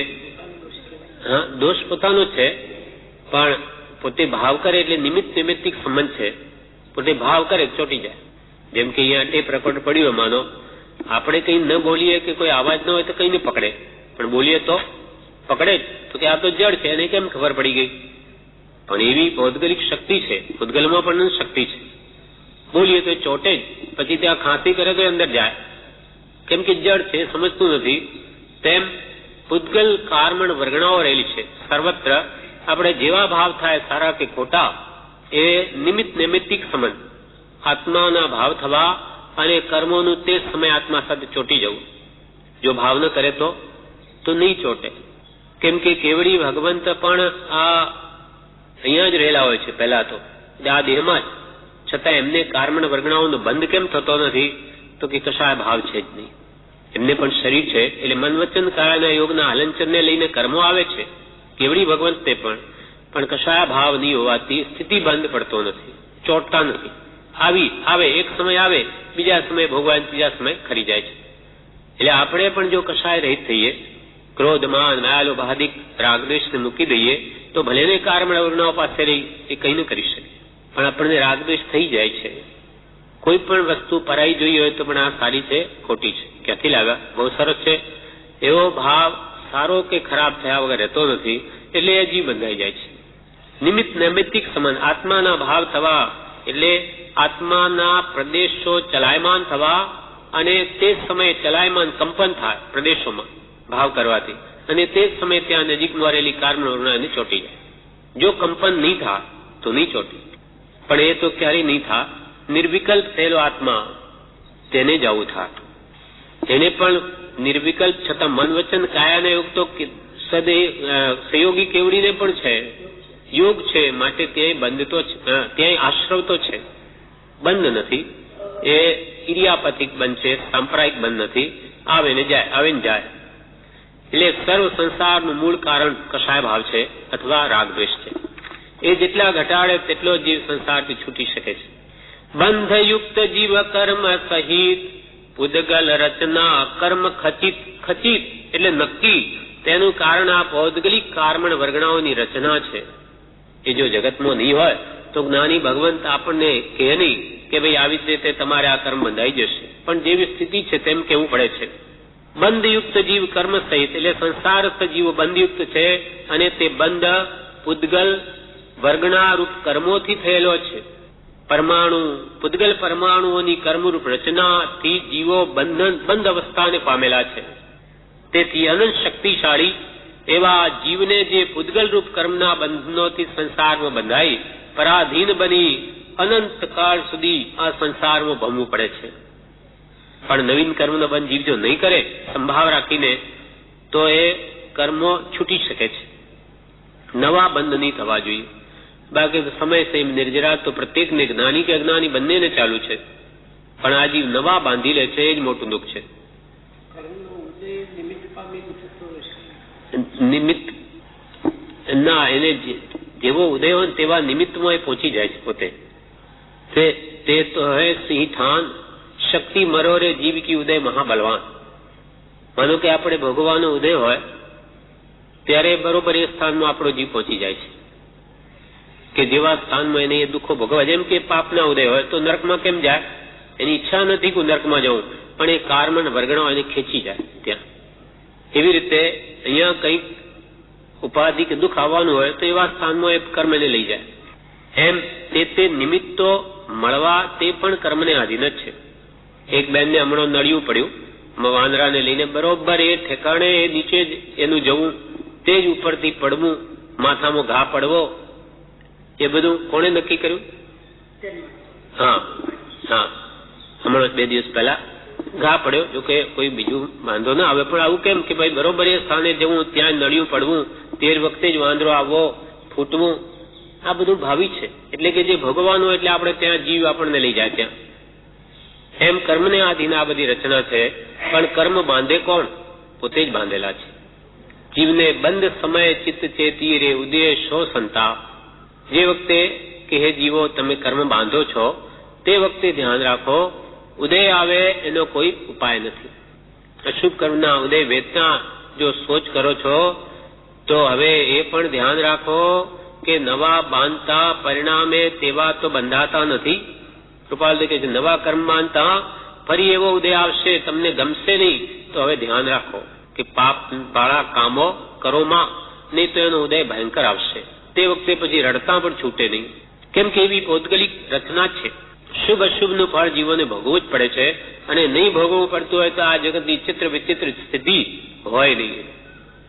એક રોગી છે, એક લૂલો છે, પાંગળો છે, એક ગરીબ છે, એક ધનવાન છે, એકને ફાટેલી ગોદડી પણ મળતી નથી ને બીજાને ભાત ભાતના ભોજનોથી તૃપ્ત રહે. કોઈને પલંગ પર સુવાનું, કોઈને ગમે તેવી ફાટેલી ગોદડી પણ ન મળે. આ બધું અંતર કેમ? બધા મનુષ્યો હોવા છતાં એ જ કર્મનું ફળ સૂચવે છે. કર્મણ વર્ગણાઓ સૂક્ષ્મ છે, દેખાય નહીં, પણ એના ફળ જરૂર દેખાય છે.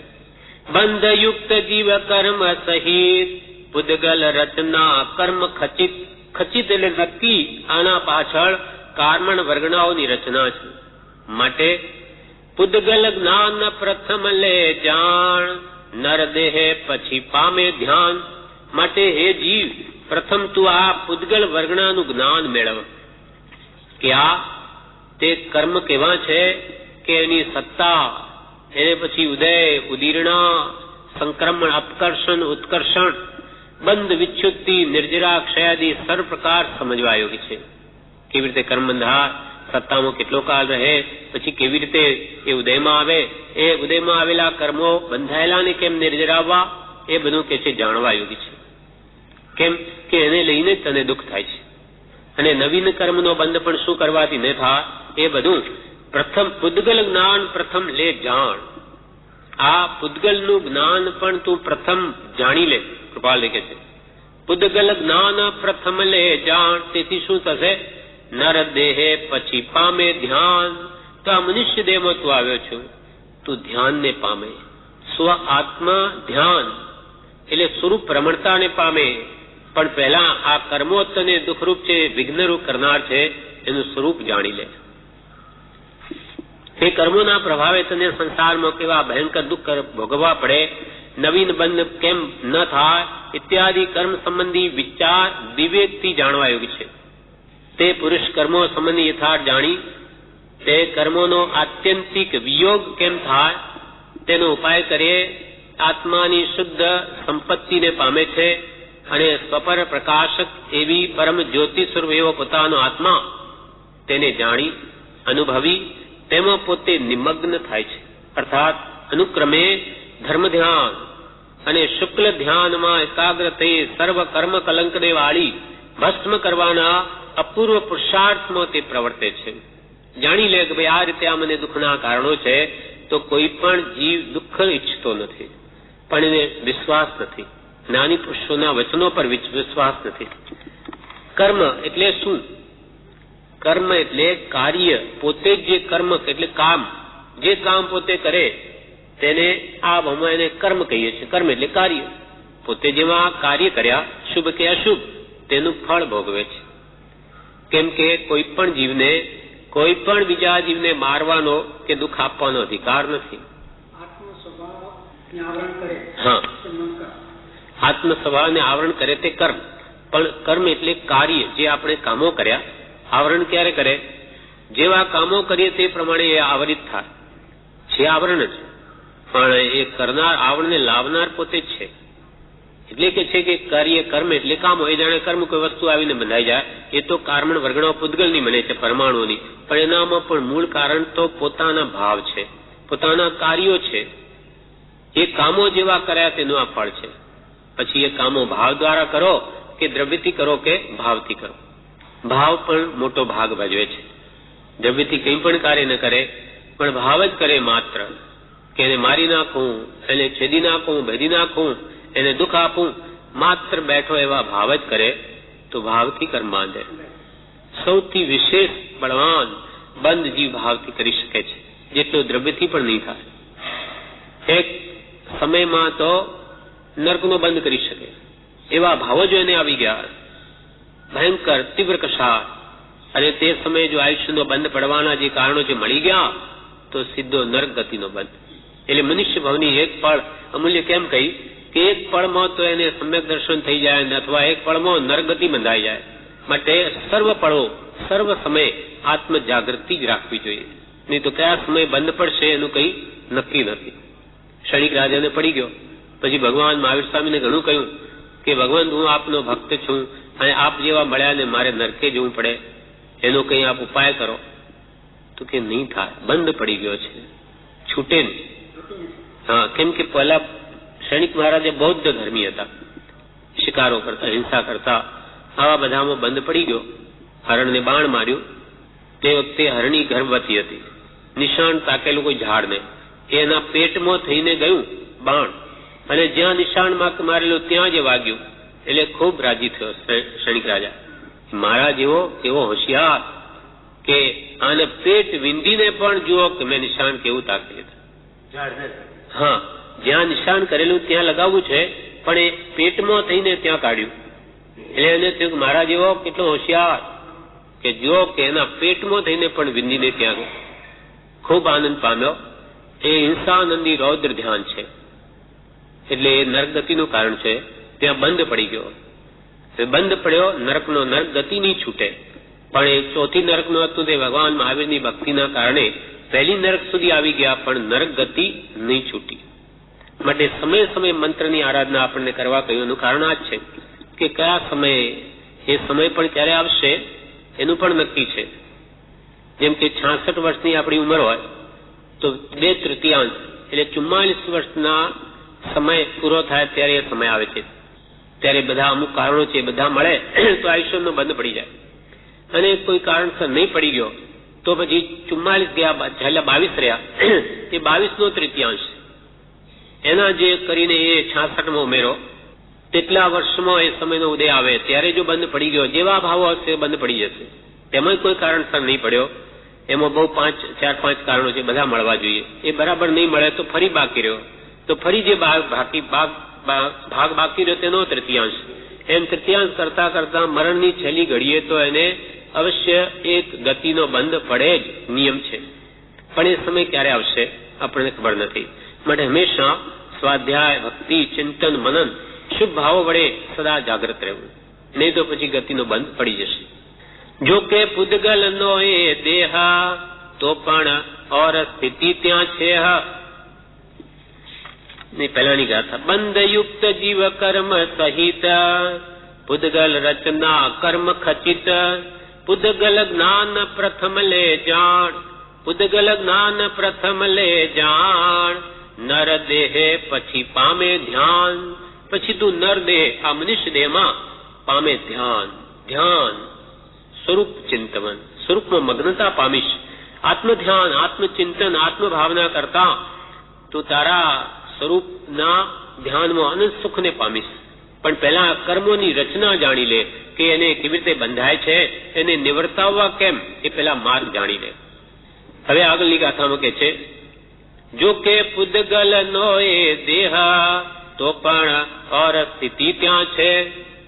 પૂદગલનું જ્ઞાન લેવાથી કેમ ધ્યાન પામે તે વાત કે છે. જો કે પૂદગલ નો એ દેહ તો પણ ઓર સ્થિતિ ત્યાં છે. સમજણ બીજી પછી કહીશ જ્યારે ચિત્તે સ્થિર થઈશ. જો કે પૂદગલ નો એ દેહ તો પણ ઓર સ્થિતિ ત્યાં છે. ભલે ને આ પૂદગલ નો બનેલો દેહ છે, પણ એ દેહમાં પરમાત્મા વસે છે, જે પોતે જ પરમાત્મા સ્વરૂપ છે. અપાસો પરમપ્પા, આત્મા એ પરમાત્મા છે, એનું એને ભાન નથી. જો કે પૂદગલ નો એ દેહ જો કે પૂદગલ નો જ છે, છતાં તેમાં ભેદ જ્ઞાનને પામી આત્મ જ્ઞાન પ્રકાશથી બિરાજતા એ મહાત્મા ધ્યાનમાં એકાગ્ર થાય છે. એ દેહમાં આત્મ ધ્યાન ધ્યાવી અને મહાત્મા પોતાના શુદ્ધ સહજાત્મ સ્વરૂપના ધ્યાનમાં નિમગ્ન થાય છે, આ મનુષ્ય દેહ વડે. જો કે પૂદગલ નો એ દેહ તો પણ ઓર સ્થિતિ ત્યાં છે. તો પણ ત્યાં ઓર સ્થિતિ, ઓર અલૌકિક અદ્ભુત આશ્ચર્યકારી દશા, આ સપ્ત ધાતુમય દુર્ગંધમય ધાતુમાં રહેલો પરમાત્મ સ્વરૂપ આત્મા તે પોતાના સહજાત્મ સ્વરૂપને પામી શકે છે. ઉત્તમ એવા મનુષ્ય દેહને પામી તેમાં આત્મજ્ઞાન કેવી રીતે પામવું, તો પણ ઓર સ્થિતિ ત્યાં છે એ વાત કરી. હવે શું ઓર સ્થિતિ છે તો કે સમજણ બીજી પછી કહીશ. આ દેહમાં રહીને પરમાત્મ સ્વરૂપ કેમ પામવું એ સમજણ પછી કહીશ. ક્યારે કહેશો તો કે જ્યારે ચિત્તે સ્થિર થઈશ, જ્યારે તું ચિત્તમાં સ્થિર થઈશ, એટલે કે જ્યારે તારા ચિત્તમાં સ્થિરતા આવશે તે વખતે હું તને બીજી સમજણ કહીશ. પહેલા તો પૂતગલ સંબંધીનું જ્ઞાન જાણી લે. એ કર્મ ગ્રંથોમાં વિશેષ એનું વિસ્તારથી વર્ણન છે એ સમજી લે. અને એ તું સમજી લઈ અને કંઈક શાંત થઈશ, વિકલ્પો તારા શમી જશે, શંકાઓ બધી મટી જશે, ત્યારે હું તને પછી આગળનો આ સ્વરૂપ પ્રમણતાનો માર્ગ બતાવીશ. એટલે ઉત્તમ એવા મનુષ્ય દેહને પામીને તેમાં આત્મજ્ઞાન પછી કેવી રીતે પામવું, કર્મોથી કેવી રીતે છૂટવું ઇત્યાદિ અગત્યની સમજણ જીવને પ્રાપ્ત ક્યારે થાય તો કે અસ્થિર ચિત્તમાં સમ્યક વિચાર સ્થિર નહીં થઈ શકે. જેમ કે અસ્થિર જળ હોય, તળાવ હોય, તેનું જળ વાઇબ્રેશન આમ કંપન હોય એટલે જળ તરંગો ઉઠ્યા કરતા હોય તો તેમાં આપણું મોઢું જોઈએ તો દેખાય નહીં, પ્રતિબિંબિત નહીં થાય. પણ જો શાંત પાણી પડ્યું હોય, તરંગો નહીં હોય તો મોઢું દેખાય. તેમ અંતરમાં વિકલ્પો રૂપ તરંગો નહીં હોય તે વખતે તારા વિકલ્પો શમી ગયા હશે ત્યારે જ્ઞાની પુરુષો કહે છે કે હું તને આત્મજ્ઞાન પ્રાપ્તિનો ઉપાય બતાવીશ. અને એ તે વખતે તું સમજી શકીશ એ ભાવોને. સમજણ બીજી પછી કહીશ જ્યારે ચિત્તે સ્થિર થઈશ, જ્યારે તું જ્ઞાનીના યોગે ચિત્તને એકાગ્ર કરી તેમાં આત્મવિચાર અને આત્મજ્ઞાન પ્રત્યે એવી યોગ્યતા પ્રથમ તારે કેળવવી જોઈએ. અર્થાત જ્ઞાનીની આજ્ઞામાં નિરંતર ચિત્તને એકાગ્ર કરવાની તૈયારી જોઈએ કે મારે આત્મજ્ઞાન જોઈએ જ છે, મારે મારા આત્મ સ્વરૂપને જાણવું જ છે. એ સુખરૂપ છે એ પહેલા બધું જાણી લે. કારમણ વર્ગણાઓને લઈને હું દુઃખી છું અને એ કારમણ વર્ગણાઓ તો જડ છે પણ એને મારી સાથે હું જ વળગાડું છું. માટે મારે હવે આવા શુભ અશુભ ભાવો કરવા નથી, શુદ્ધ ભાવ જ કરવા છે. એવી પહેલા મનની તૈયારી કર, એવી યોગ્યતા લાવ તો જ્ઞાની કહે છે કે પછી તને હું વાસ્તવિક તત્વ સમજાવીશ. જો કે પૂતગલ નો એ દેહ તો પણ ઓર સ્થિતિ ત્યાં છે, સમજણ બીજી પછી કહીશ જ્યારે ચિત્તે સ્થિર થઈશ. સમજણ બીજી પછી કહીશ જ્યારે ચિત્તે સ્થિર થઈશ. હવે બે ગાથામાં સર્વ કર્મો નું કારણ શું છે એ કૃપાલદેવ જણાવી જ દે છે. તેમાં હવે પાંચમી આ બે ગાથા રહી હજુ. એમાં કે છે કે ચિત્તમાં સંકલ્પ વિકલ્પ શોભ અસ્થિરતા તે રાગ દ્વેષને લીધે છે. આ બધાનું કારણ રાગ દ્વેષ છે. રાગ દ્વેષ અજ્ઞાન એ મુખ્ય કર્મની ગ્રંથ થાય. નિવૃત્તિ જેથી તે જ મોક્ષનો પંથ. જહાં રાગ ને વળી દ્વેષ તહાં સર્વદા માનો ક્લેશ. જહાં રાગ ને વળી દ્વેષ તહાં સર્વદા માનો ક્લેશ. ઉદાસીનતાનો જવાસ સકળ દુઃખનો છે ત્યાં નાશ. આ સર્વ દુઃખનું મૂળ કહી દીધું. આખો સંસાર જેના આધારે છે, રાગ દ્વેષ રૂપી બે બળદ છે, એને આધારે આ સંસાર રૂપી ગાડી ચાલે છે. એટલે કૃપાલ કે જ્યાં ત્યાંથી રાગ દ્વેષ રહિત થવું એ જ મારો ધર્મ છે. કૃપાલદેવે 780માં પત્રમાં કહી દીધું કે આ દેહે કરવા યોગ્ય કાર્ય તો એક જ છે. આ દેહ ધર્યો તો આ દેહ કરવા યોગ્ય કાર્ય કૃપાલ કે એક જ છે, એક જ કાર્ય કરવાનું છે આ દેહમાં આવીને. આ દેહે કરવા યોગ્ય કાર્ય તો એક જ છે કે કોઈ પ્રત્યે કિંચિત રાગ અથવા કોઈ પ્રત્યે કિંચિત માત્ર દ્વેષ ન રહે, સર્વત્ર સમદશા વર્તે. એ જ કલ્યાણનો મુખ્ય નિશ્ચય છે. મુખ્ય નિશ્ચય આ કરો. કૃપાલે કે છે જો તમારે સર્વ દુઃખથી મુક્ત થવું હોય, આ દેહ ધારણ કરીને ઉત્તમ આત્માર્થ સાધવો હોય તો આ નિશ્ચય કરો કે જ્યાં ત્યાંથી મારે રાગ દ્વેષથી રહિત થવું છે. રાગ એ આગ છે, આગની જેમ અંતરમાં બાળે છે. મોહ છે, આ મારો છે કે અહીંયા દુઃખ ઉભું થઈ ગયું. રાગ એ આગ છે, વિતરાગતામાં શાંતિ છે, અને ત્યાગમાં શૌર્ય છે, અને વૈરાગ્યમાં નિર્ભયતા છે. વૈરાગ્ય ભાવ આવી જાય, નિર્ભય થઈ જાય, અને કોઈ મરણનો ભય નથી, કોઈ દુઃખનો પણ ભય નથી.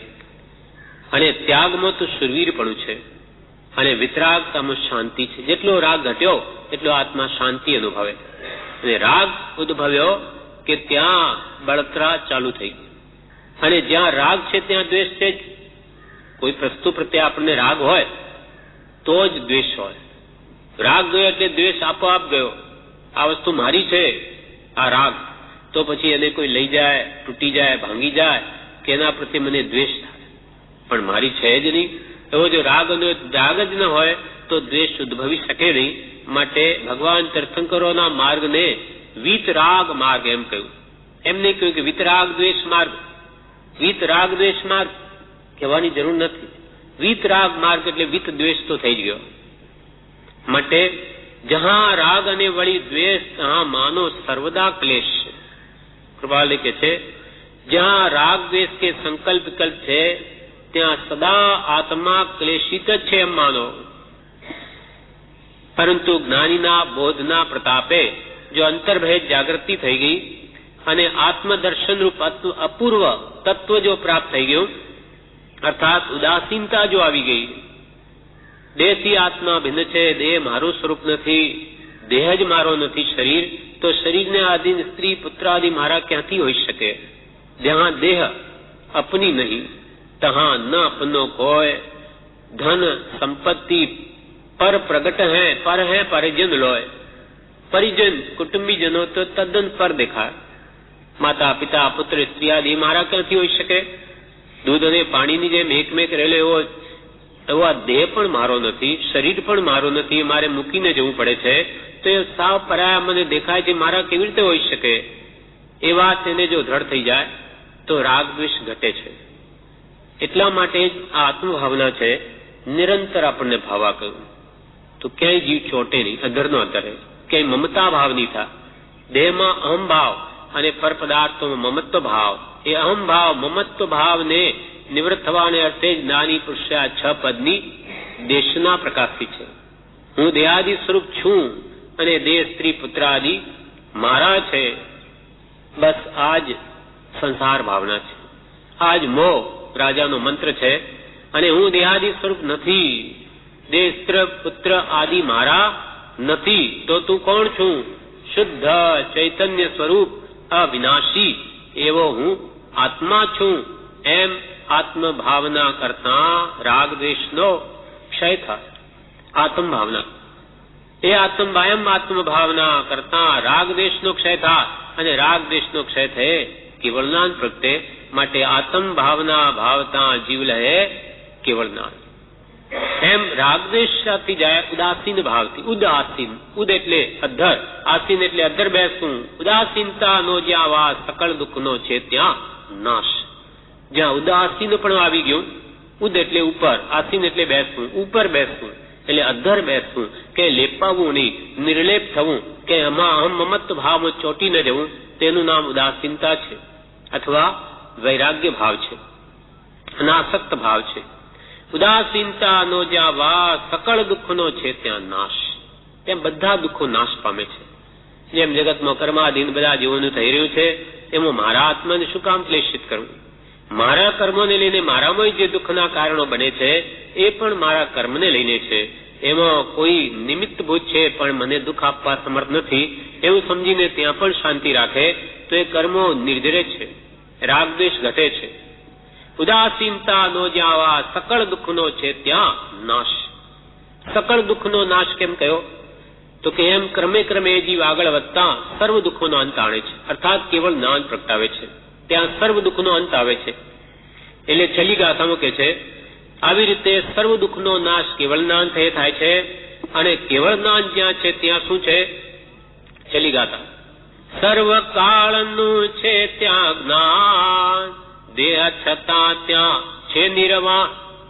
સર્વકાળનું છે ત્યાં જ્ઞાન, દેહ છતાં ત્યાં છે નિર્વાણ. ભવ છેવટની છે દશા, રામ ધામ આવીને વસ્યા. સર્વકાળનું છે ત્યાં જ્ઞાન, જ્યાં કેવળ જ્ઞાન પ્રગટ્યું ત્યાં સર્વકાળનું જ્ઞાન છે. અનંતકાળ ભૂતકાળ વહી ગયો, જે ભૂતકાળમાં શું શું બન્યું તે પણ કેવળ જ્ઞાનીને ખબર છે. પ્રત્યેક દ્રવ્યના અનંત પર્યાયો થઈ ગયા, એ બધા કેવળ જ્ઞાનમાં જણાય છે. અને ભવિષ્યમાં અનંત પર્યાયો થશે તે પણ કેવળ જ્ઞાનમાં જણાય છે. ભૂત સર્વકાળનું છે ત્યાં જ્ઞાન, વર્તમાન ભૂત ભવિષ્ય સર્વ પદાર્થોનું સર્વકાળનું જ્ઞાન ત્યાં છે. કેમ કે કેવળી ભગવંતનું જ્ઞાન તે અનંત જ્ઞાન, અનંત, જેનું કોઈ અંત નથી. સર્વકાળનું છે ત્યાં જ્ઞાન, દેહ છતાં ત્યાં છે નિર્વાણ. દેહ છતાં, કેવળી ભગવાનને દેહ હોવા છતાં પણ નિર્વાણ છે. દેહમાં રહેલા હોવા છતાં પણ મોક્ષમાં બિરાજે છે. મુક્ત સ્વરૂપ છે, કર્મોથી મુકાઈ ગયા છે, ઘાતિયા કર્મોથી. સર્વકાળનું છે ત્યાં જ્ઞાન, કેમ કે દેહ છતાં ત્યાં છે નિર્વાણ. સર્વ ભવ છેવટની છે દશા, એ દશા જે કેવળ જ્ઞાનમય દશા છે, ભવ છેવટની દશા છે, છેલ્લો ભાવ છે. ભવ છેવટની છે દશા, રામ ધામ આવીને વસ્યા. આત્મા રામ હવે સ્વધામમાં આવીને વસ્યા, રામધામ આવીને વસ્યા. રામ એટલે આત્મા રામ, ધામ એટલે સ્વ આત્મધામ, પોતાના ઘરમાં આવીને હવે વસી ગયા છે. એટલે હવે એમને કોઈ દુઃખ છે જ નહીં, સર્વ સુખ છે. સર્વકાળનું છે ત્યાં જ્ઞાન, દેહ છતાં ત્યાં છે નિર્વાણ. ભવ છેવટની છે દશા, રામધામ આવીને વસ્યા. આત્મા રામ પોતાના સ્વ આત્મધામમાં આવીને વસી ગયા.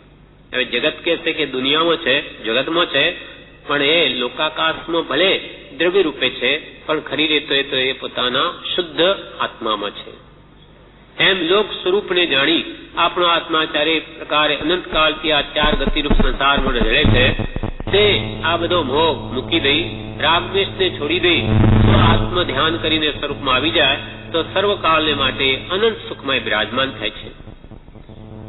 એ રીતે લોકનું સ્વરૂપ, દેહાદિના નિમિત્તરૂપ કર્મનું સ્વરૂપ, શું કરવાથી પોતે દુઃખી છે ને શું કરવાથી પોતે સુખી થવાય વગેરે શંકાઓ ઉપસ્થિત કરી તે સર્વનું સમાધાન આ કાવ્યમાં સંક્ષેપમાં કૃપાળુદેવે કર્યું છે. આ રીતે આ પદ પૂર્ણ થયું.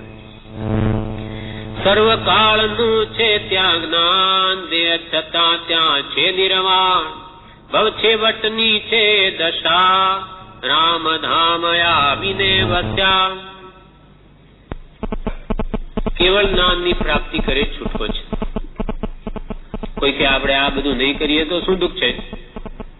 દુઃખ તો હવે વિચાર કરો તો ખ્યાલમાં આવે કે તમે આ મનુષ્ય ભવમાં કેટલા સુખી છો. જન્મથી માંડી મૃત્યુ પર્યંત કેટલા દુઃખ ભોગવો છો. તો આ તો હજુ ઘણું ઠીક છે, હજી બીજી યોનિઓ કરતા તો ઘણું સારું છે. અહીંયાથી ભૌતિક સુખ એક દેવલોકમાં વધારે છે, બાકી તો બધી હલકી યોનિઓ છે. 84 લાખ જીવાયોની છે, તેમાં આપણો આત્મા કેવા કેવા દુઃખ ભોગવે છે. નરક ગતિના દુઃખનું વર્ણન સાંભળીએ કે જો સપનામાં એ દુઃખના દર્શન થઈ જાય, આપણું મૃત્યુ થઈ જાય. એવા ભયંકર દુઃખ ત્યાં નિરંતર જીવો ભોગવે છે. અને અહીંયા તો જન્મનું દુઃખ આપણને ખબર નથી, પણ બીજાઓનો જન્મ થાય વિચાર કરે તો ખ્યાલમાં આવે. ગર્ભાવસ્થાના દુઃખ વિચાર નથી, પણ ધ્યાનમાં લઈ શકાય કે આ 9 મહિના સુધી ગર્ભમાં કેવી રીતે રહે છે. ઊંધે મસ્તકે મળમૂત્રમાં આવી રીતે ગંદી એક નાની કોટડી રૂમમાં મળમૂત્ર ભરીને એનો ઊંધો લટકાવ્યો હોય તો 9 કલાક રહેવું પણ એને અસહ્ય થઈ પડે. પણ પરાધીન થયેલો એવો 9 મહિના ત્યાં દુઃખ ભોગવે છે. આ ગર્ભના દુઃખ, જન્મના દુઃખ, બાલ્યાવસ્થાના દુઃખ, કૃપાલ રડીને એ અવસ્થા પૂર્ણ થાય. દુખતું પેટ હોય અને માતા કરે માથાની દવા, કે માથું દુખતું પેટની દવા કરે, કેમ કે એ બિચારો બોલી શકતો નથી. શું દર્દ તે જાણી શકાય નહીં. આમ અનેક દુઃખ ભોગવી મળમૂત્રમાં સૂઈને એક રજલી રડીને બાલ્યાવસ્થા પૂરી થાય છે. એટલામાં કિશોર અવસ્થા આવે, ભણવાની ઉંમર. એમાં પણ કેટલી બધી માથાફોડ આ કરવી પડે ભણવા વગેરેની. એટલામાં પછી યુવાન વય આવે, ત્યાં મોહ પ્રબળ બની જાય એટલે સંસારમાં એને જોડી દે છે ગાળામાં. એ ગાળું ખેંચ્યા કરો કુટુંબ રૂપી, ઉપાધિ રૂપી. આમ યુવા વય પણ ઉપાધિમાં પૂરી થઈ જાય છે. ત્યાં વૃદ્ધાવસ્થા આવી જાય છે. ત્યાં નાકે શ્વાસ પૂરો લેવાય નહીં, કે શ્વાસનો રોગ થઈ જાય, કાને સંભળાય નહીં, આંખે પૂરું દેખાય નહીં, ચલાય નહીં, લાકડી લેવી પડે, અનેક પ્રકારની કેડ દુખે વગેરે દર્દ હોય. ક્યાં જાય? વૃદ્ધાવસ્થાનો દુઃખ ભોગવી અને અંતે મરણકાળ આવે છે. મૃત્યુ વખતે ઘણું દુઃખ અનુભવી અને અંતે મરી જાય છે. મરવાથી પણ ત્યાં પૂર્ણાહુતિ થતી નથી. આ મનુષ્ય મૂકીને પછી કોઈ ઢોર પશુઓની ચાલ્યો જાય છે. આ યોનિઓના પશુઓના દુઃખ આપણે નજરે જોઈએ છે. ખાવા પીવાનું કોણ આપે?